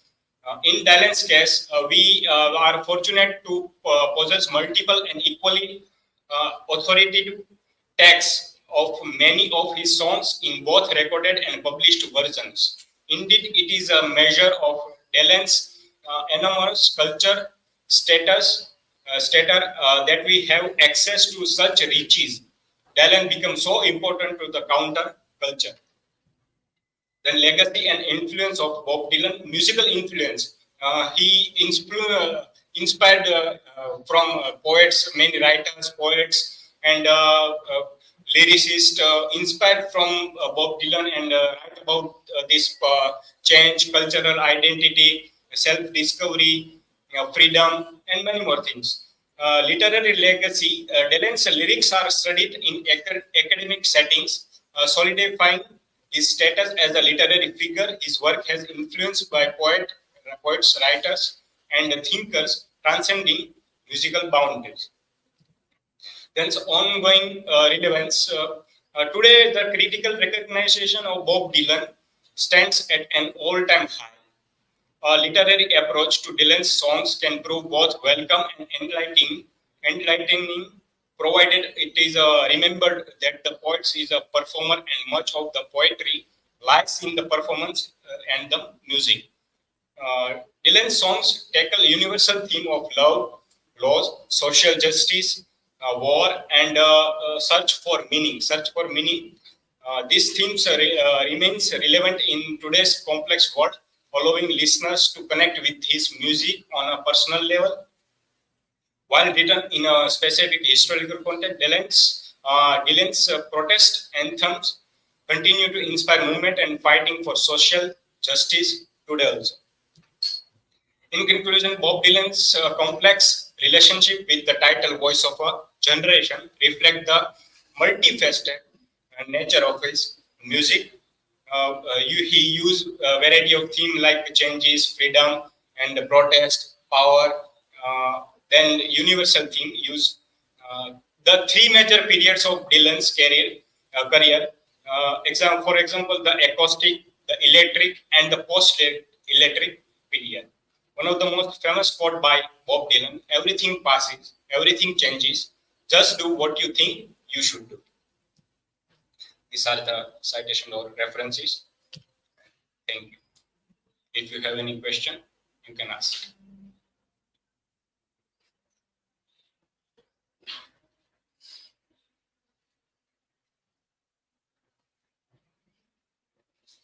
So Rahul, my question is, how did Bob Dylan's transition from folk music, pop music to rock impact his role as a cultural icon?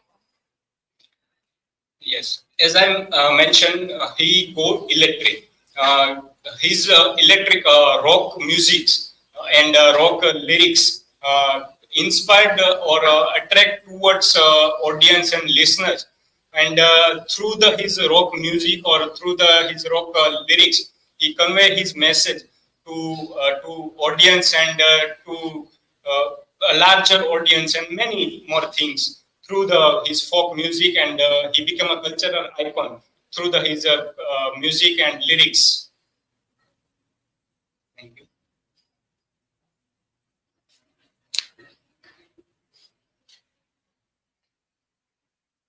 So my question to you is, according to you, how did Bob Dylan tackle the protest movement? Yes, Bob Dylan, through the lyrics, he fight for the change. He, in his writing, he wrote about the change, so freedom, rebellion, and self-discovery. Through his lyrics, he working about the protest movement and change, and through he show the poetic imagery through his lyrics and many more things. Like that, he convey the message of poetic imaginary, a reality situation, a real situation about during that time, and many more things through his become a very powerful image. Thank you. This is for my side.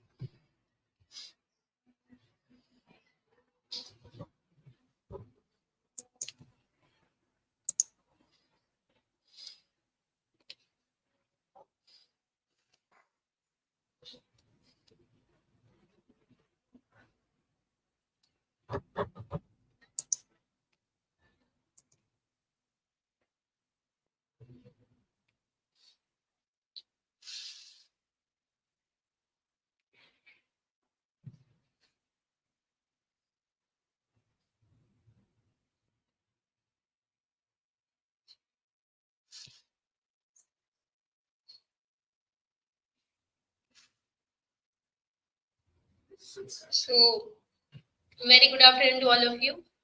Today I am going to deal with the topic Robert Frost, the voice of nature's whisper. This is my table of content I'm going to deal with. This is my personal information. First, we'll go with the author's introduction. Robert Frost Lee was born in March 26, 1874 in San Francisco, California. And he died on 29th January 1963 in Boston, Massachusetts, and most of his poems are written upon natural elements. And Frost is the only poet to receive 4 Pulitzer Prizes for poetry. And he became one of the America's rare public literary figures, almost an artistic institution. He was awarded the Congress Gold Medal in 1960 for his poetic works. On July 22, 1961, Frost was named Poet Laureate of Vermont. His works, famous works, includes his poems, "Stopping by Woods on a Snowy Evening," "Birches," "The Death of the Hired Man," "Dust of Snow," "Fire and Ice," and "Home Burial." Next, exploration of love and nature in Frost's poetry. Robert Frost's love of nature is beautifully evident in his poems, which are imbued with vivid descriptions of the natural world and an acute sensitivity to its beauty and intricacies, where nature serves as central and recurring theme throughout his body of work, where Frost has written many of the poems on nature, reflecting his deep affinity for the New England landscape and the rural environment in which he spent much of his life. Celebration of rural life. Frost poetry often celebrates the charm and calm and simplicity of rural life, and he finds profound joy in depicting scenes of farmers tilling their fields, the tranquility of pastures, and the idyllic beauty of the countryside. Embrace of seasons. Frost keenly observes and captures the changing seasons in his poetry. His verses reflect the splendor of spring blossoms, the warmth of summer days, the vibrant colors of autumn foliage, and the hushed stillness of winter snow. Then connection to the environment. Frost's deep love for nature is reflected in his understanding of the delicate balance between humans and the natural world. And he believed in living in harmony with the environment, where he loved nature very much and frequently cautioned against disrupting this balance. So, poetry allows lessons to be stated indirectly, and therefore, where theory offers ideas which, if we accept, still remain outside of us as technologies of thought. So poetry does not tell, but it indicates, means it shows us. Themes of nature whisper. First, connection with nature. Frost poetry explores the deep bond between humans and the natural world, portraying nature as a living entity that communicates through subtle whispers, inviting reflection on life's mysteries. Second, transience and impermanence. Nature's whispers highlight life's fleeting nature and the inevitability of change and mortality. Frost verses often evoke themes of renewal and the passage of time, emphasizing the transient beauty of the natural world. Third, spiritual contemplation. Nature's whispers prompt introspection and spiritual discovery. Frost poems encourage readers to ponder existential questions, find solace in solitude, and seek meaning and purpose in the universe through interactions with the natural environment. Harmony and balance. Frost depicts nature as a source of harmony and interconnectedness, urging humans to live in harmony with the earth. Nature's whispers remind individuals of their place within the ecosystem, fostering environmental stewardship and respect for the planet.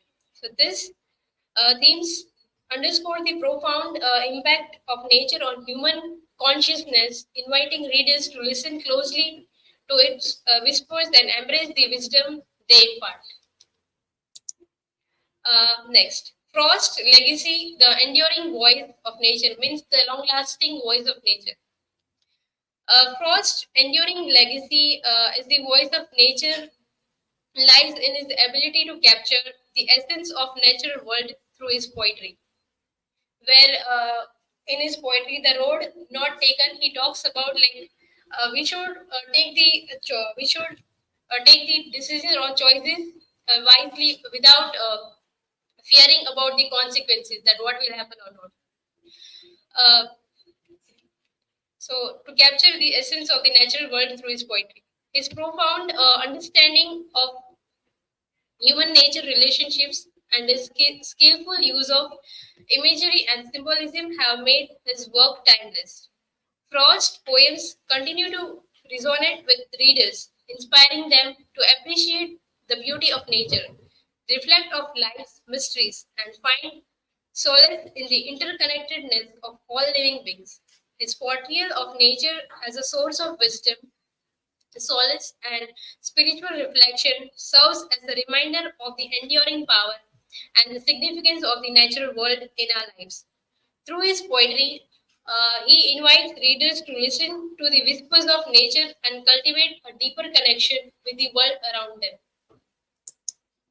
Conclusion. Robert Frost stands as a prominent poet who skillfully embodies the essence of nature's whispers in his work. Through his poetry, Frost intricately explores the beauty, mystery, and complexity of the natural world, inviting readers to contemplate the deeper truths and insights that lie within its whispers. His keen observations of the landscape, seasons, and human interaction with nature evoke a sense of wonder and reverence for the natural world. Frost's ability to convey the fleeting moments and timeless truths found in nature whispers resonates deeply with readers, making him a timeless voice in the realm of poetry. This is my reference, and thank you. If anyone is having questions, feel free to ask.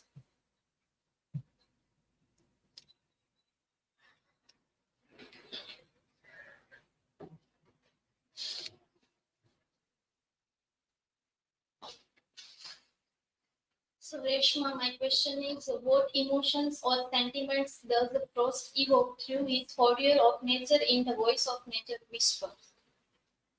Okay. The sentiment that Frost evoked through his portrayal of nature in the voice of nature whispers when he makes us feel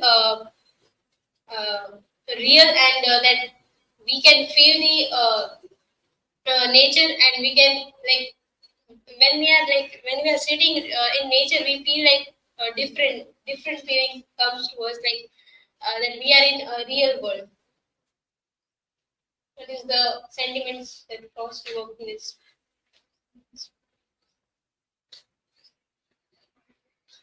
So, Reshma, my question is, can you provide more light on Frost's use of sensory imagery in the poem to create a vivid picture of nature's whispers? Okay, Rahul. So the poem where Robert Frost creates vivid pictures of nature whisper, where we can what we can see around us, what we can feel, like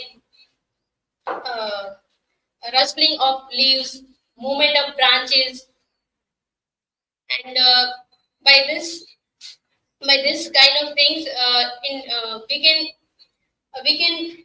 can feel the nature's real essence, and we feel like we are really in a real world. Thank you.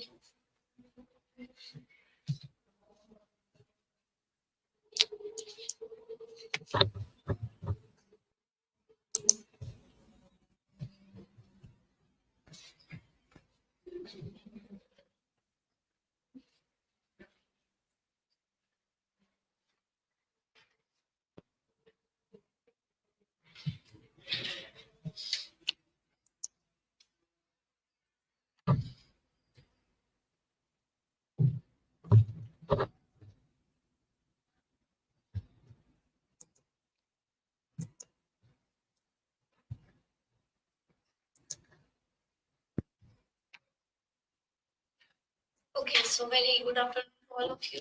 On the very third day of our presentation seminar on 7th of April, I'm going to present the topic Gender Identity and Mental Health in O'Neill's works, psychological approach or perspective.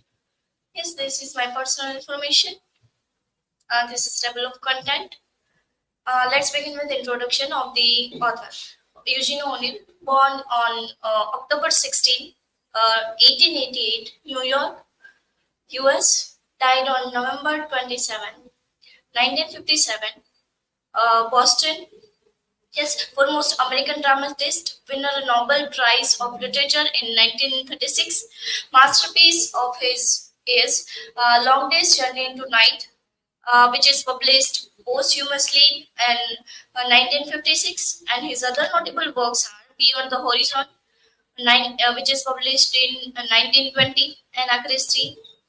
Struggle include Wilderness, yes, Iceman, Comet, and so on.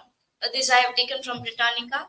The complexity of gender roles and identity in O'Neill's character, changing masculinity. Yes, challenging masculinity. O'Neill's male character often grapple with the burden of societal expectation, navigating the complexity of masculinity and its impact on their emotional well-being.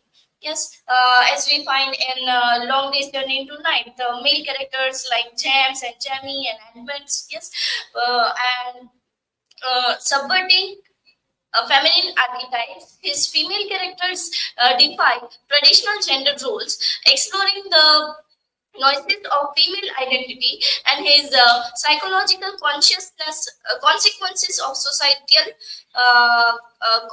constraints, as we find in his other works like Anachronistic. Yes, she is constantly facing the problems which we find as a patriarchy society. Yes. Fluidity of identity. O'Neill's characters frequently exhibit fluidity of gender identity, challenging rigid social norms and offering a more profound understanding of the human experience. Yes. Okay. Psychological underpinnings of O'Neill's portrayal of masculinity. The offstage male characters are described as artistic figures, mired in a modern world, suggesting O'Neill's own struggles as an artist. The article which I have taken from Louis, the name of the article is, yes, I forgot it. Okay, this article shows that O'Neill's male characters both on the offstage and on stage are thinly veiled portraits of O'Neill's own father and James O'Neill. Yes. The complex relationship between the offstage female characters and the onstage male characters reflects the ambivalent relationships and dynamic interaction within O'Neill's own family, particularly between himself, his mother, and his father. We also mentioned that in Long Day's Journey into Night, we have this autobiographical kind of element, that how Edmund stands as O'Neill's character. Yes. Yes. This the torture of souls.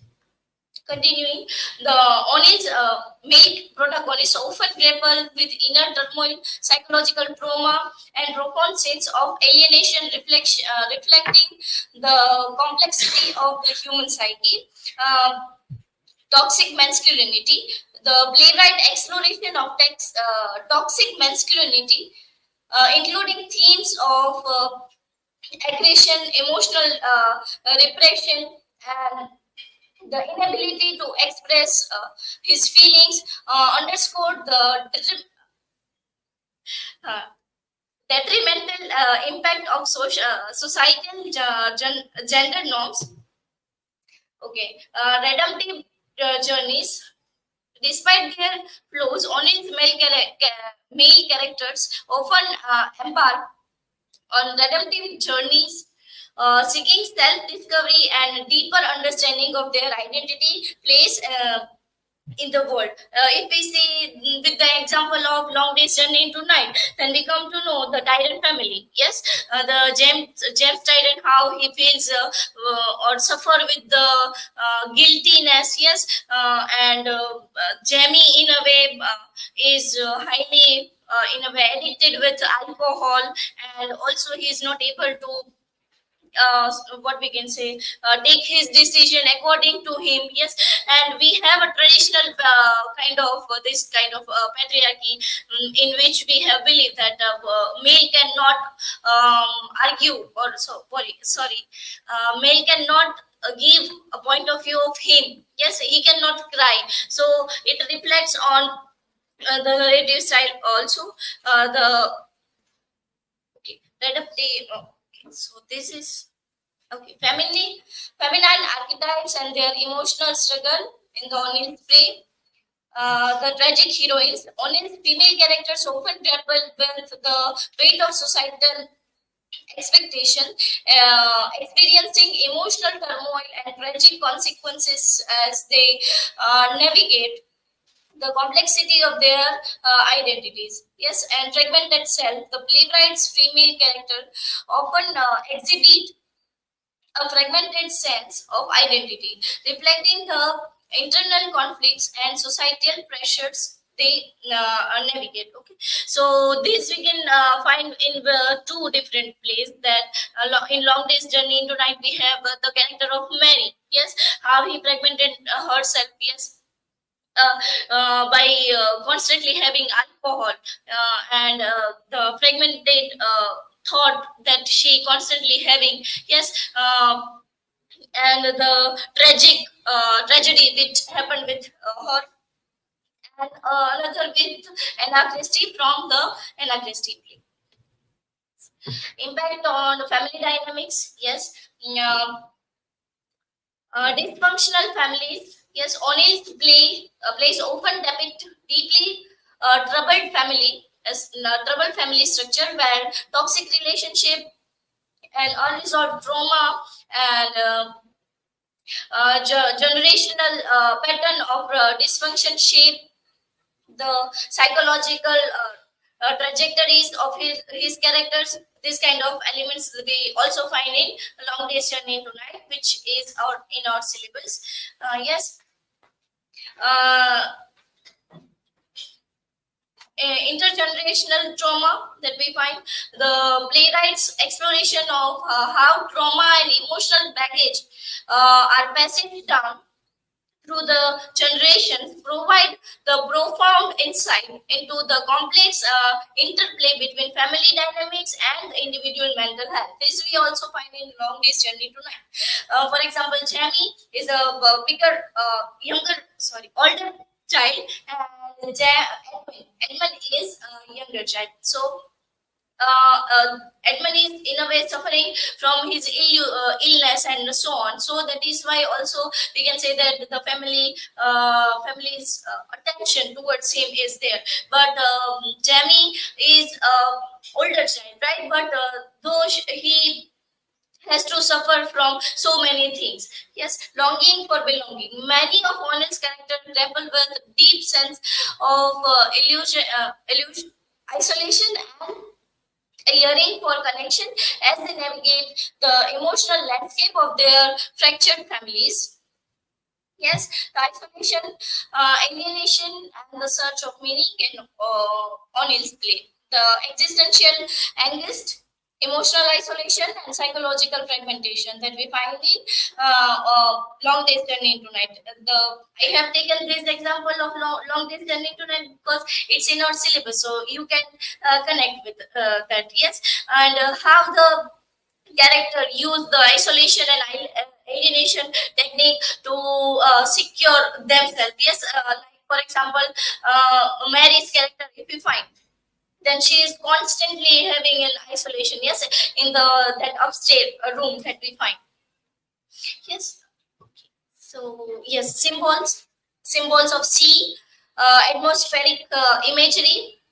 Yes, and illuminating symbols of sea. What we again connect that O'Neill writes this kind of symbolic sea. to elaborate the mental state of the particular character. Yes, that how deep their thoughts are. Yes, the atmospheric imagery, if we find in Longest Journey into Night, then fog and darkness and other kind of symbols that we find, which shows the constantly losing hope. Yes, and in the other hand, illuminating symbols is shows reflects the kind of hope. Yes, it's kind of contradictory that the character is not losing their hope, but though he or she is in darkness. Yes, in conclusion, yes, finally, O'Neill's plays stands with timeless relevance, psychological depth, and long-lasting impact on literature.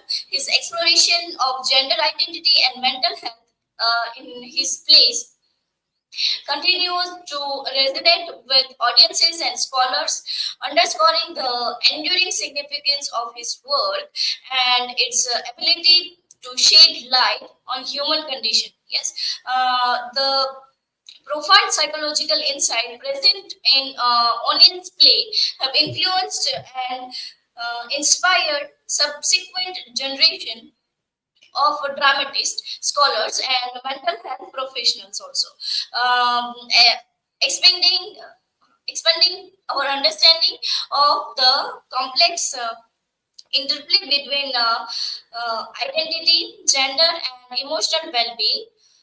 Through his masterful portrayal of the human experience, O'Neill has left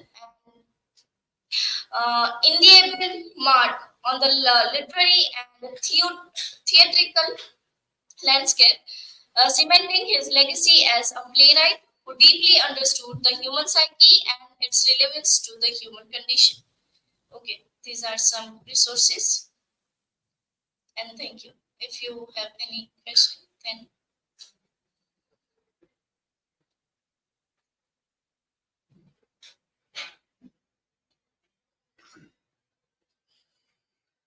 So, Riya, my question is, what role does the concept of toxic masculinity play in O'Neill's exploration of male identity and mental health struggle? Okay, so as per I mentioned in presentation, the toxic masculinity plays a vital role in the O'Neill's male character, right? As I mentioned, I gave the example of James or Jamie. Yes, you can take it as how they suffer from their mental health. Yes, and how Edmund tries to suffer from this from his illness and the only way is the only way for them to the from coming out from this all situation is the ignorance. Yes, and Mary constantly blaming James for that what she didn't get it just because of James, and James has to kind of a regression kind of element in himself. So that is how we find the toxic.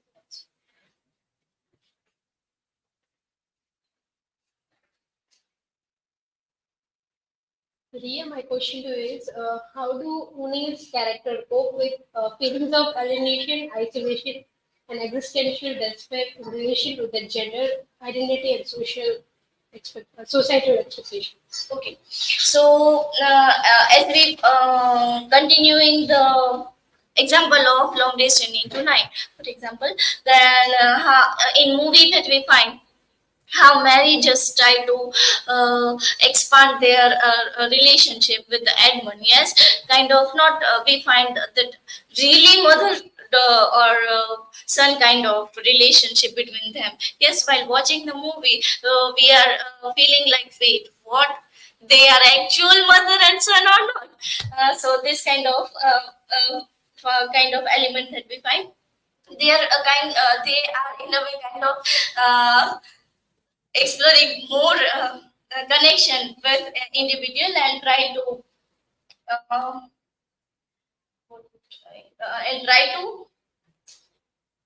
expand their relationship and the societal expectations.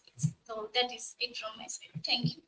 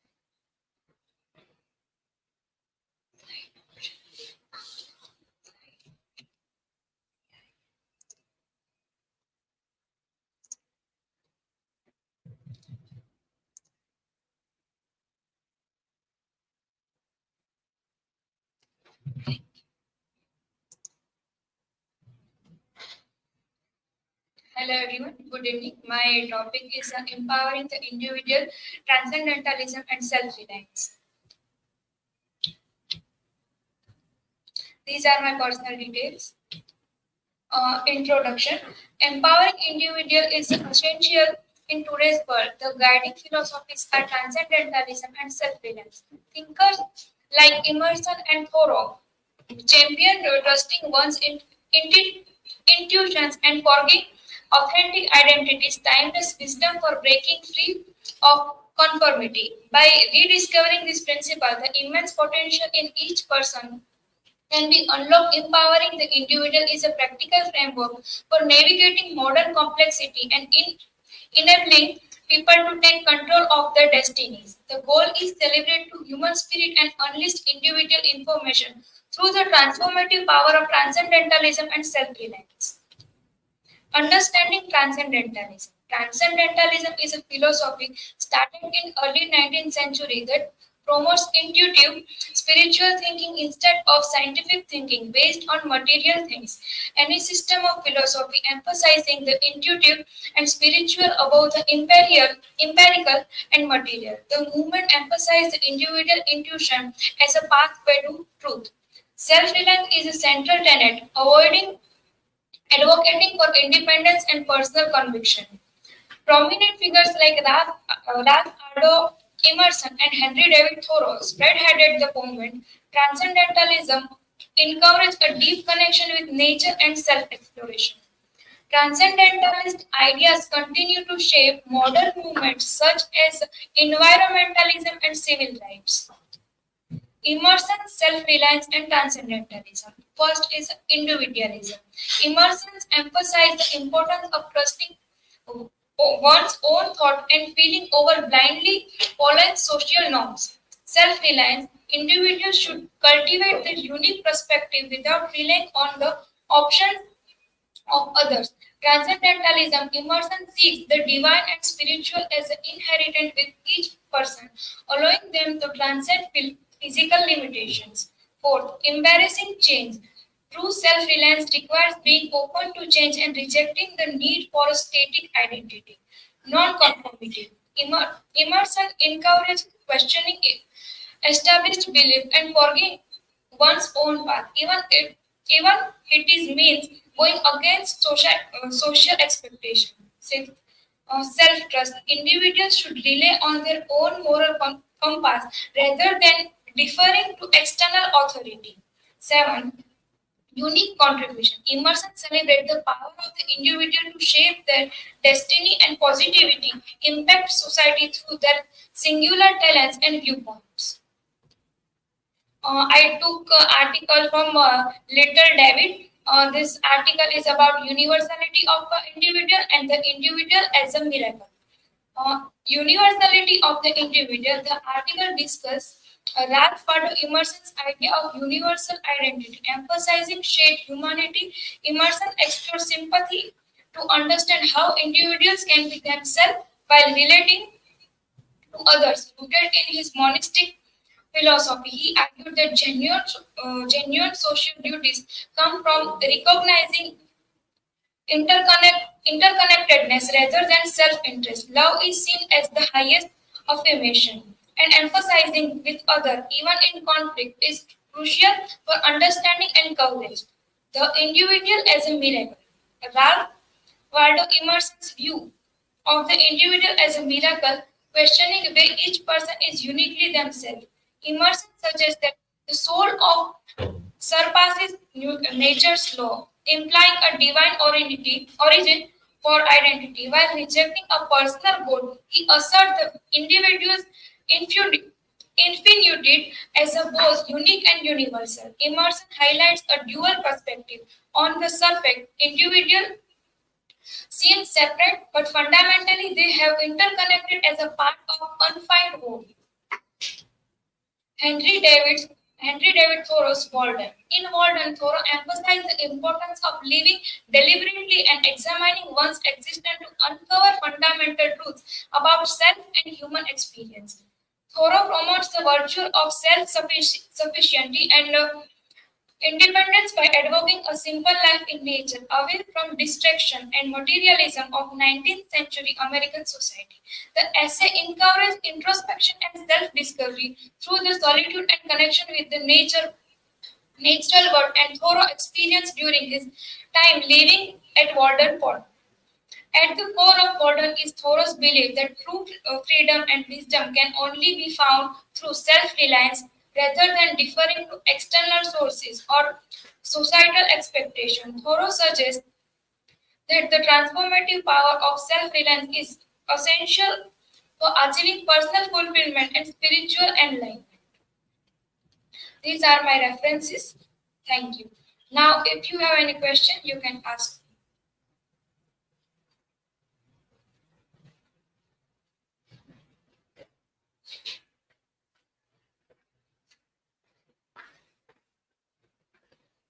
See, my question to you is, in what ways does Emerson suggest individuals can cultivate self-reliance?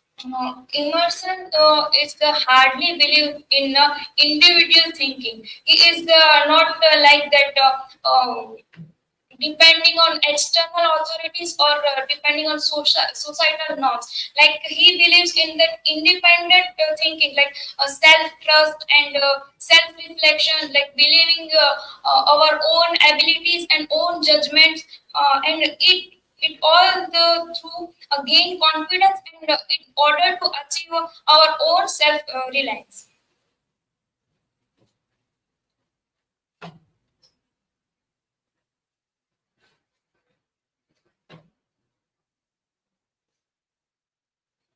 Jyoti, according to you, how Thoreau's experience at Walden Pond inspire readers to reconsider their own relationship with nature, self-reliance, and individualism? Thoreau lived in a golden pond. His lifestyle was very simple, and he lived in nature. And he believed that there is a deep connection between nature and individualism. Like nature, he also thinks that nature as a source of inspiration, nature as a source of renewal, nature as a source of spiritual, and it's also gain spiritual development and personal growth. And there is a he also connect individualism and nature. Like you can live in nature and explore our inner selves and discover more about yourself. Thank you.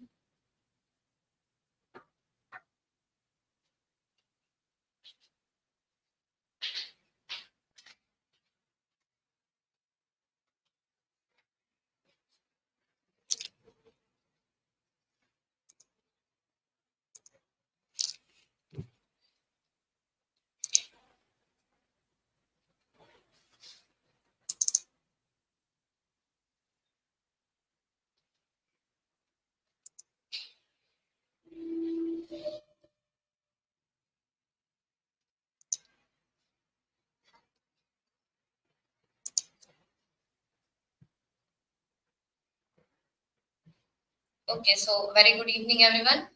Today I'll be dealing with the topic exploring Hemingway's literary landscape, a comparative analysis of The Old Man and the Sea, A Farewell to Arms, and The Sun Also Rises. So these are my personal information. and the topic which we are going to look upon. So I won't dive deep into this introduction because earlier everyone like Kusum, Divya and all, they explored upon this. So the one thing I would like to share about Ernest Hemingway is he had many affairs. Like once he had the affair with a nurse, and which we can see in his novels also. Then he had 3 marriages, and the third marriage, the name of the wife was Martha Gellhorn. And yes, he also had served in the military, but not as a as a ambulance driver. And later, first he was rejected by the US because of his weak eyesight. So he was in charge to the Italy for as an ambulance driver. So now we'll look into the introduction of his 3 iconic novels. That is The Old Man and the Sea. So first, we'll go just take an overview of all the novels story. So The Old Man and the Sea is a timeless tale.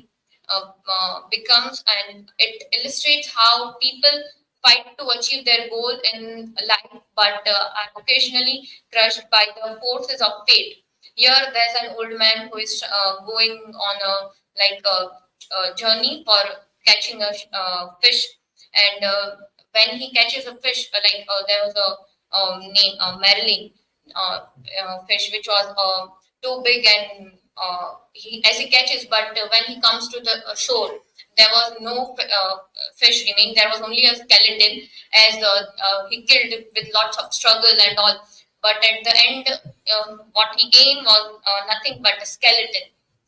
And A Farewell to Arms is there's a protagonist, Frederick Henry, who is Frederick Henry, a novel, Hemingway's novel, Farewell to Arms, moving from a narrow sensual outlook on life to a deeper awareness and understanding of human soul and the mystery of death that he faces in this novel. He is falling in love with a nurse when he was once injured.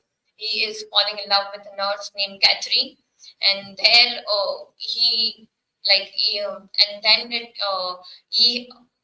then we can come across at the end that he was that Catherine was pregnant and all, but at the end he faces a fate that he was working for the Italy army, but at there he saw that he was running from the enemies, like he was escaping from the enemies.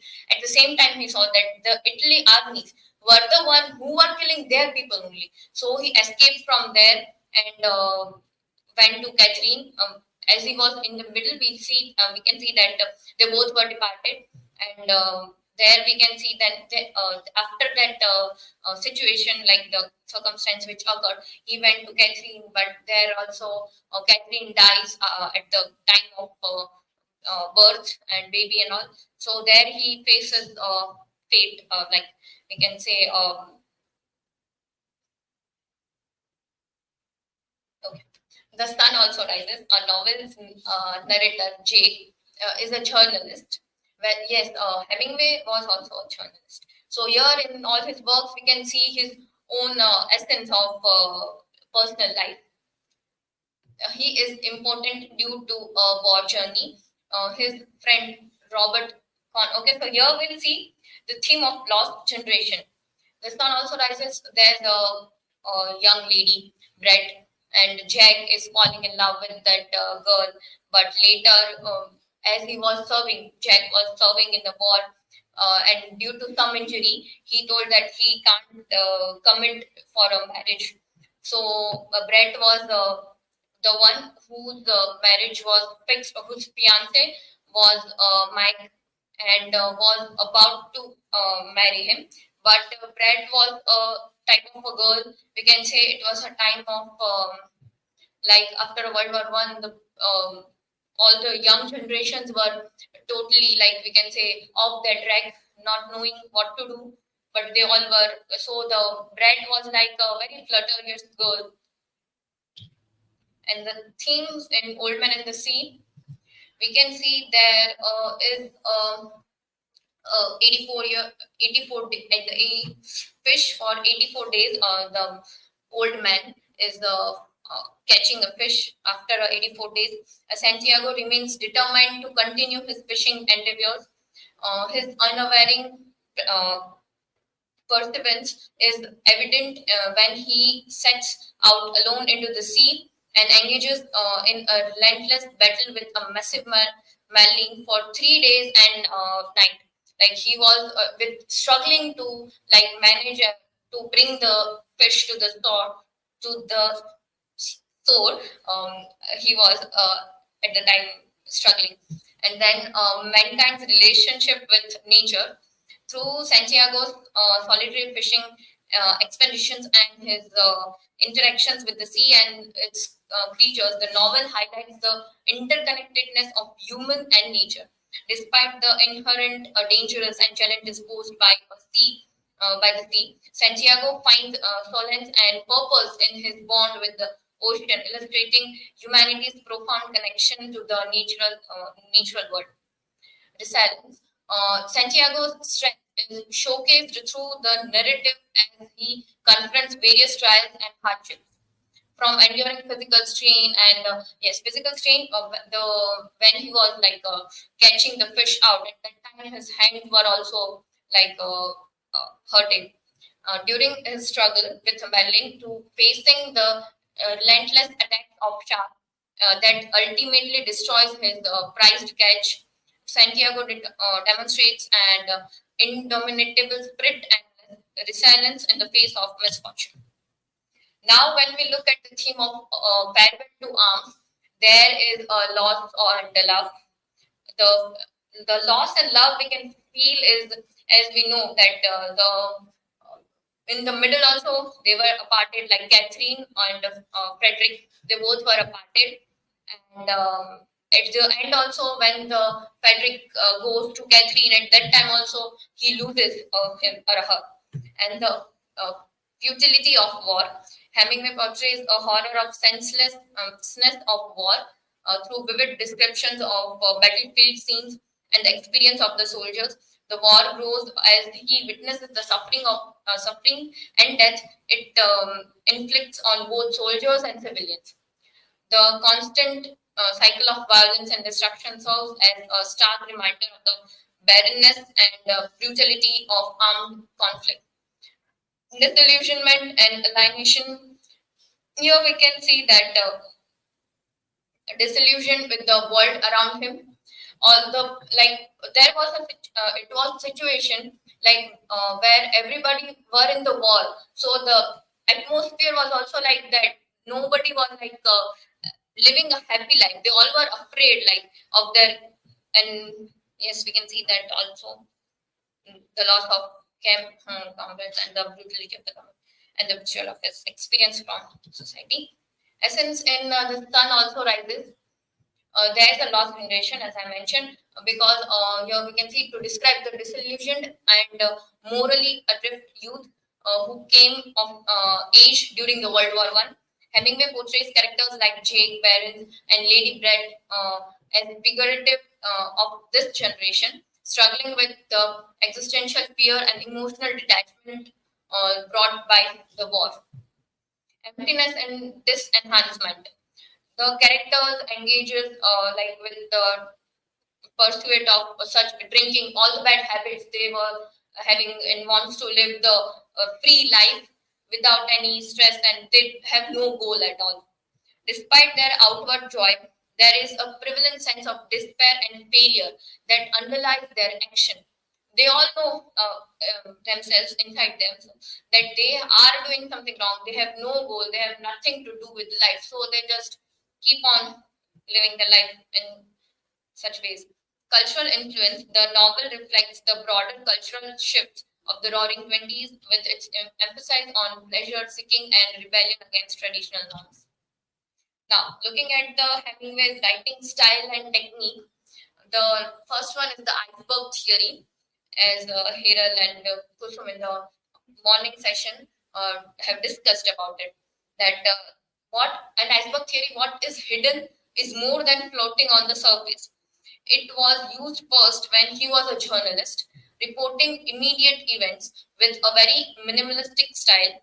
Through this technique, Hemingway lets his readers interact with the events to infer what happens later. According to him, facts floating above the surface of water, while the supporting structure and symbolism take another form out of sight.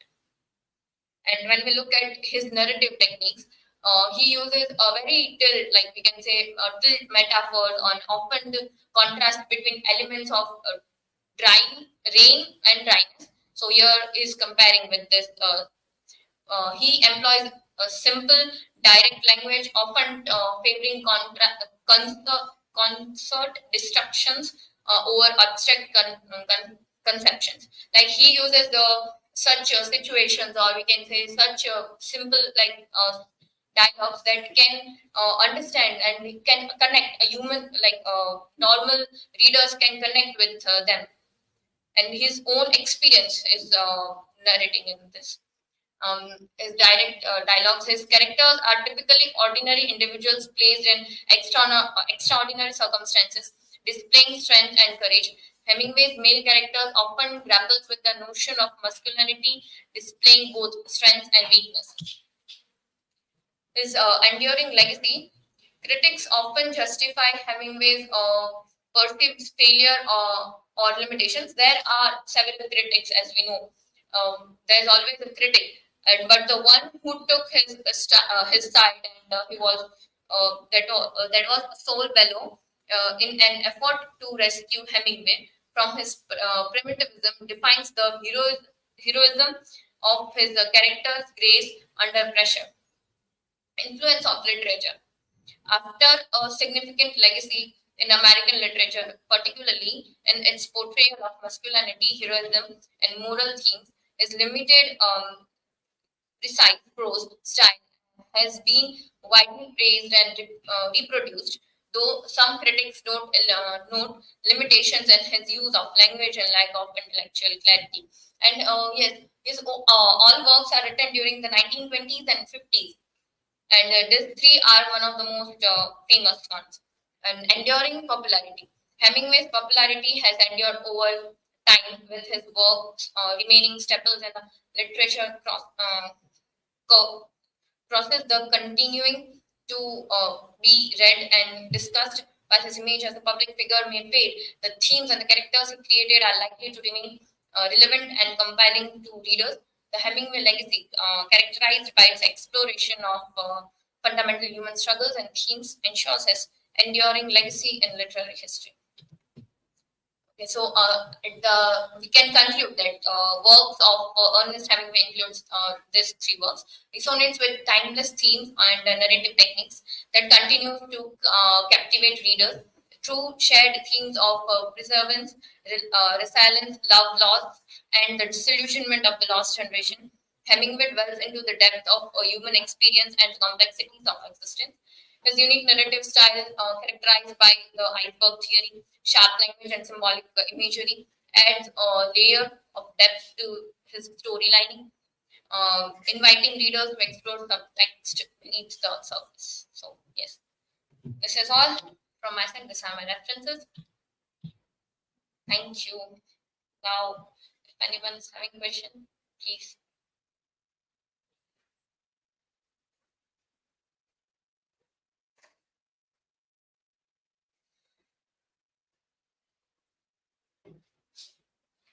Unnati, as you mentioned the time duration in your presentation, can you please explore the influence of war on the characters and the relationships? Yes, sure. So here I have took an example that how that Catherine and Frederick, they both are as the Frederick was in war, and that Catherine was a nurse, so they both were departed due to the war. Due to the war, they both were departed. So here, yes, both are.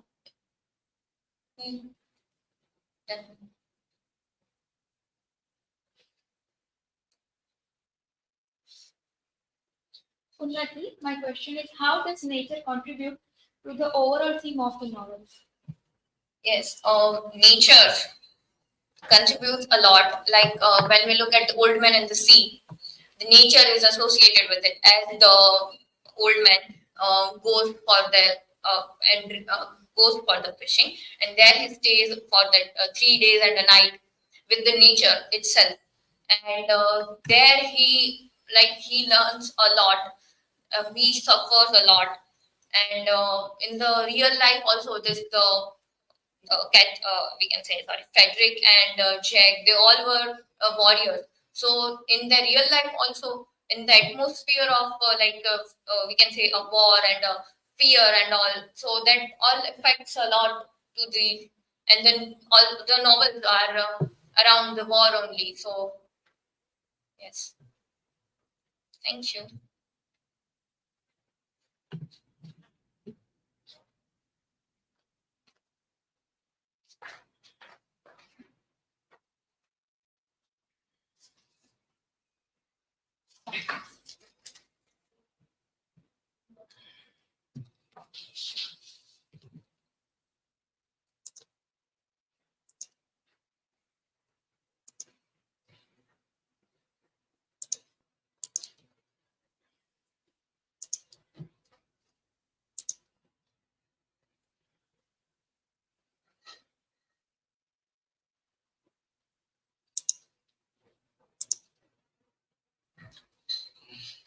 Hello everyone.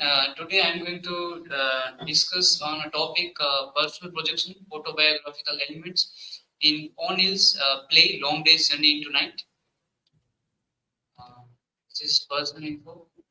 Question and ideas addressed in the presentation. Early life and family background of Eugene O'Neill. His works Long Day's Journey into Night. Where and how his life and experiences reflect in the play. Table of content. First of all, author introduction. Eugene Gladstone O'Neill, born in 1888, New York, death in 1953, Boston. Nobel Prize in Literature. He is also known as one of the greatest American dramatists. Key works Beyond the Horizon, Anarchy, Strange Interludes, and so on. First of all, introduction of the text. Long Day's Journey into Night is renowned drama in 4 acts, authored by Eugene O'Neill. Written between 1939 and 1941, the play was not produced or published until the posthumously in 1956. So, after the death of Eugene O'Neill, it was published. Regarded as the American masterpiece, it received the esteemed Pulitzer Prize in 1957. After the 1 year, it was published. The year is celebrated for its profound exploration of familial relationship and human condition. Eugene O'Neill's autobiographical play depicts a day in a family's life. James Tyrone, a retired actor, and Wayne, Mary relies on morphine. Their sons, Jamie and Edmund, embody bitterness and illness. Mary's descent into madness spark intense confrontation, exposing family dynamics. The information is taken from Britannica. The autobiographical elements in the play. First of all, the Tyrone family. It is like all the character names are similar except from the Eugene O'Neill himself. The Mary, that also the O'Neill's her mother herself. The Mary Tyrone morphine addiction mirrors that O'Neill's mother, Mary Ellen Gillen. She also has the addiction. Son Edmund and Jamie are version of O'Neill himself and his older brother, Jamie. This information is taken from a book, American Writers, the Classics, Volume 1. That is the work that is get together by J. Parini, and one article written on Long Day's Journey into Night by Jason Gray, where he discussed these details. Edmund's illness, like Edmund O'Neill contracted with tuberculosis and had go to sanatorium. In the dialogue, we also find the concern about this Edmund's illness that represent the O'Neill's illness, the tuberculosis. Tyrone's artistic regrets. In the play, we also find that severally Tyrone is like have regretted about his past, that he has taken the chance to playing the different role that he is playing so many times. And in the internet archive, writers program of the Work Projects Administration, California, US, Eugene O'Neill has given this remark: "My father was really a remarkable actor, but the enormous success of Monte Cristo kept him from doing other things. He could go on year after year, clear 50,000 in a season. He thought he simply couldn't afford to do anything else." So this shows that how his father, Eugene's father, wasn't do any better because of he was a great actor, but because of the playing the same role, he didn't take any change in his role. Mary's background, as we know that he is also believing wants to become a nun and wants to become a pianist. Mary, her mother, Eugene's mother, was also comes from the wealthy Catholic family. Specific autobiographical detail, we find Jamie's childhood bout of the measles is based on O'Neill's older brother. Brother has also the measles. O'Neill's earlier marriage, omitted from the play, is hinted at throughout the servant Kathleen. Eugene O'Neill's former wife Kathleen, starting with the K, it was like also represented as a maid in the play Kathleen. O'Neill's exorcism, the play allowed O'Neill finally confront his haunted family past.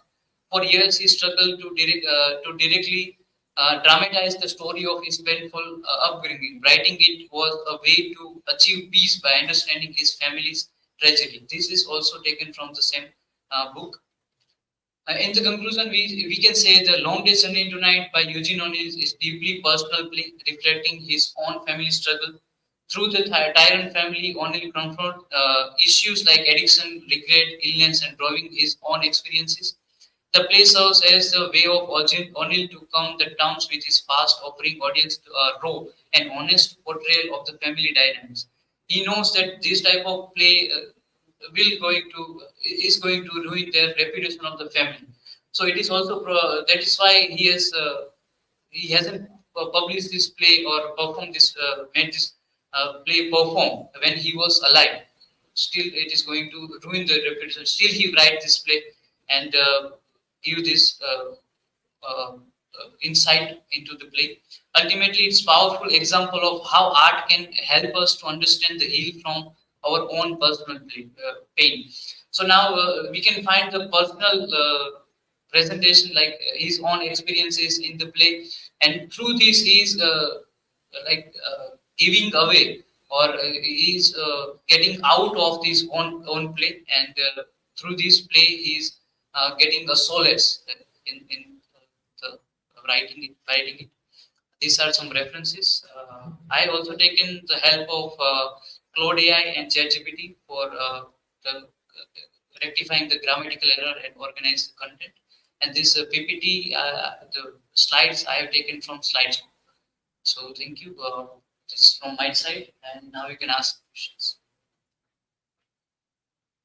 Yes, that's my question. Is how does O'Neill's portrayal of the mother's morphine addiction parallels his own mother's struggle with addiction?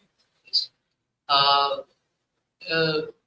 In the play, we find that through when the younger brother of Eugene was born, and as a medicine, she was taking the morphine, and then again she get into that morphine addiction. And real life, we also find when Eugene was born, and the mother was finding the same thing during the pregnancy. So there she also get into the addiction of morphine. So there we find the similarity in the addiction that he also portrays in the play, the real life incident.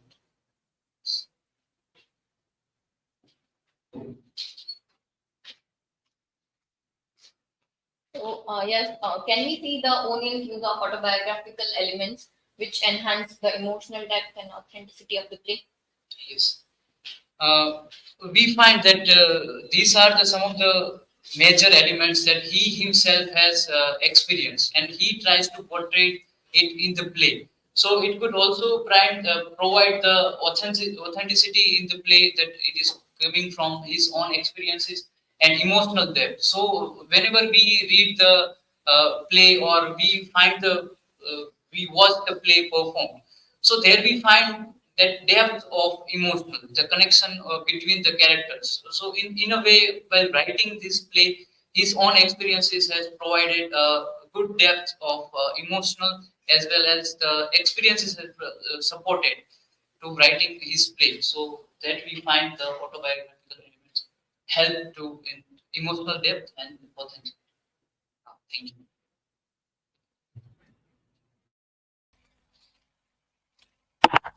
Okay, so today morning we had a long feedback. So I would suggest you to watch the last 10-15 minutes of today morning, where we talked about transcendentalism and other things. So I'm not repeating those things here.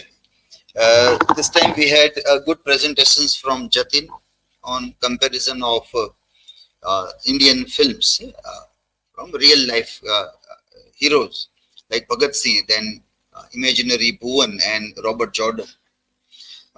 Jai also did well, Indian philosophy and transcendentalism.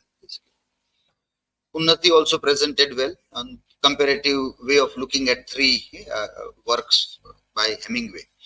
But in comparison, still something is missing, which in semester 4 you will come to know when you will have a paper on comparative studies. At that time, when we compare some things, we need to add into that. So keep that folder open about comparative studies in your mind. That in semester 4, when the article studies will happen, at that time you will get something very significant, which people are not able to comprehend and understand properly. So in semester 4, also when they write dissertation and they take a topic of comparison, they are not able to understand that and incorporate that idea of using articles and finding a gap, that in what capacity you have a right to compare, and what are you comparing? Are you allowed to compare in that manner or not? So there are various schools of comparative studies which are very important. So even in Jatin's presentation, or anybody who is trying to compare, you have to see that in semester 4. When we study that part, you have to keep that in mind. Others did also quite well. ASHA also presented well. Rahul also, Reshma, Pallavi, Yasraj, Tripti, Riya also. They also presented quite well. Okay, so go through this morning sessions, last few minutes, to get some idea or some examples there. Okay? We end today's session here, and wish you all the best for tomorrow's presentation.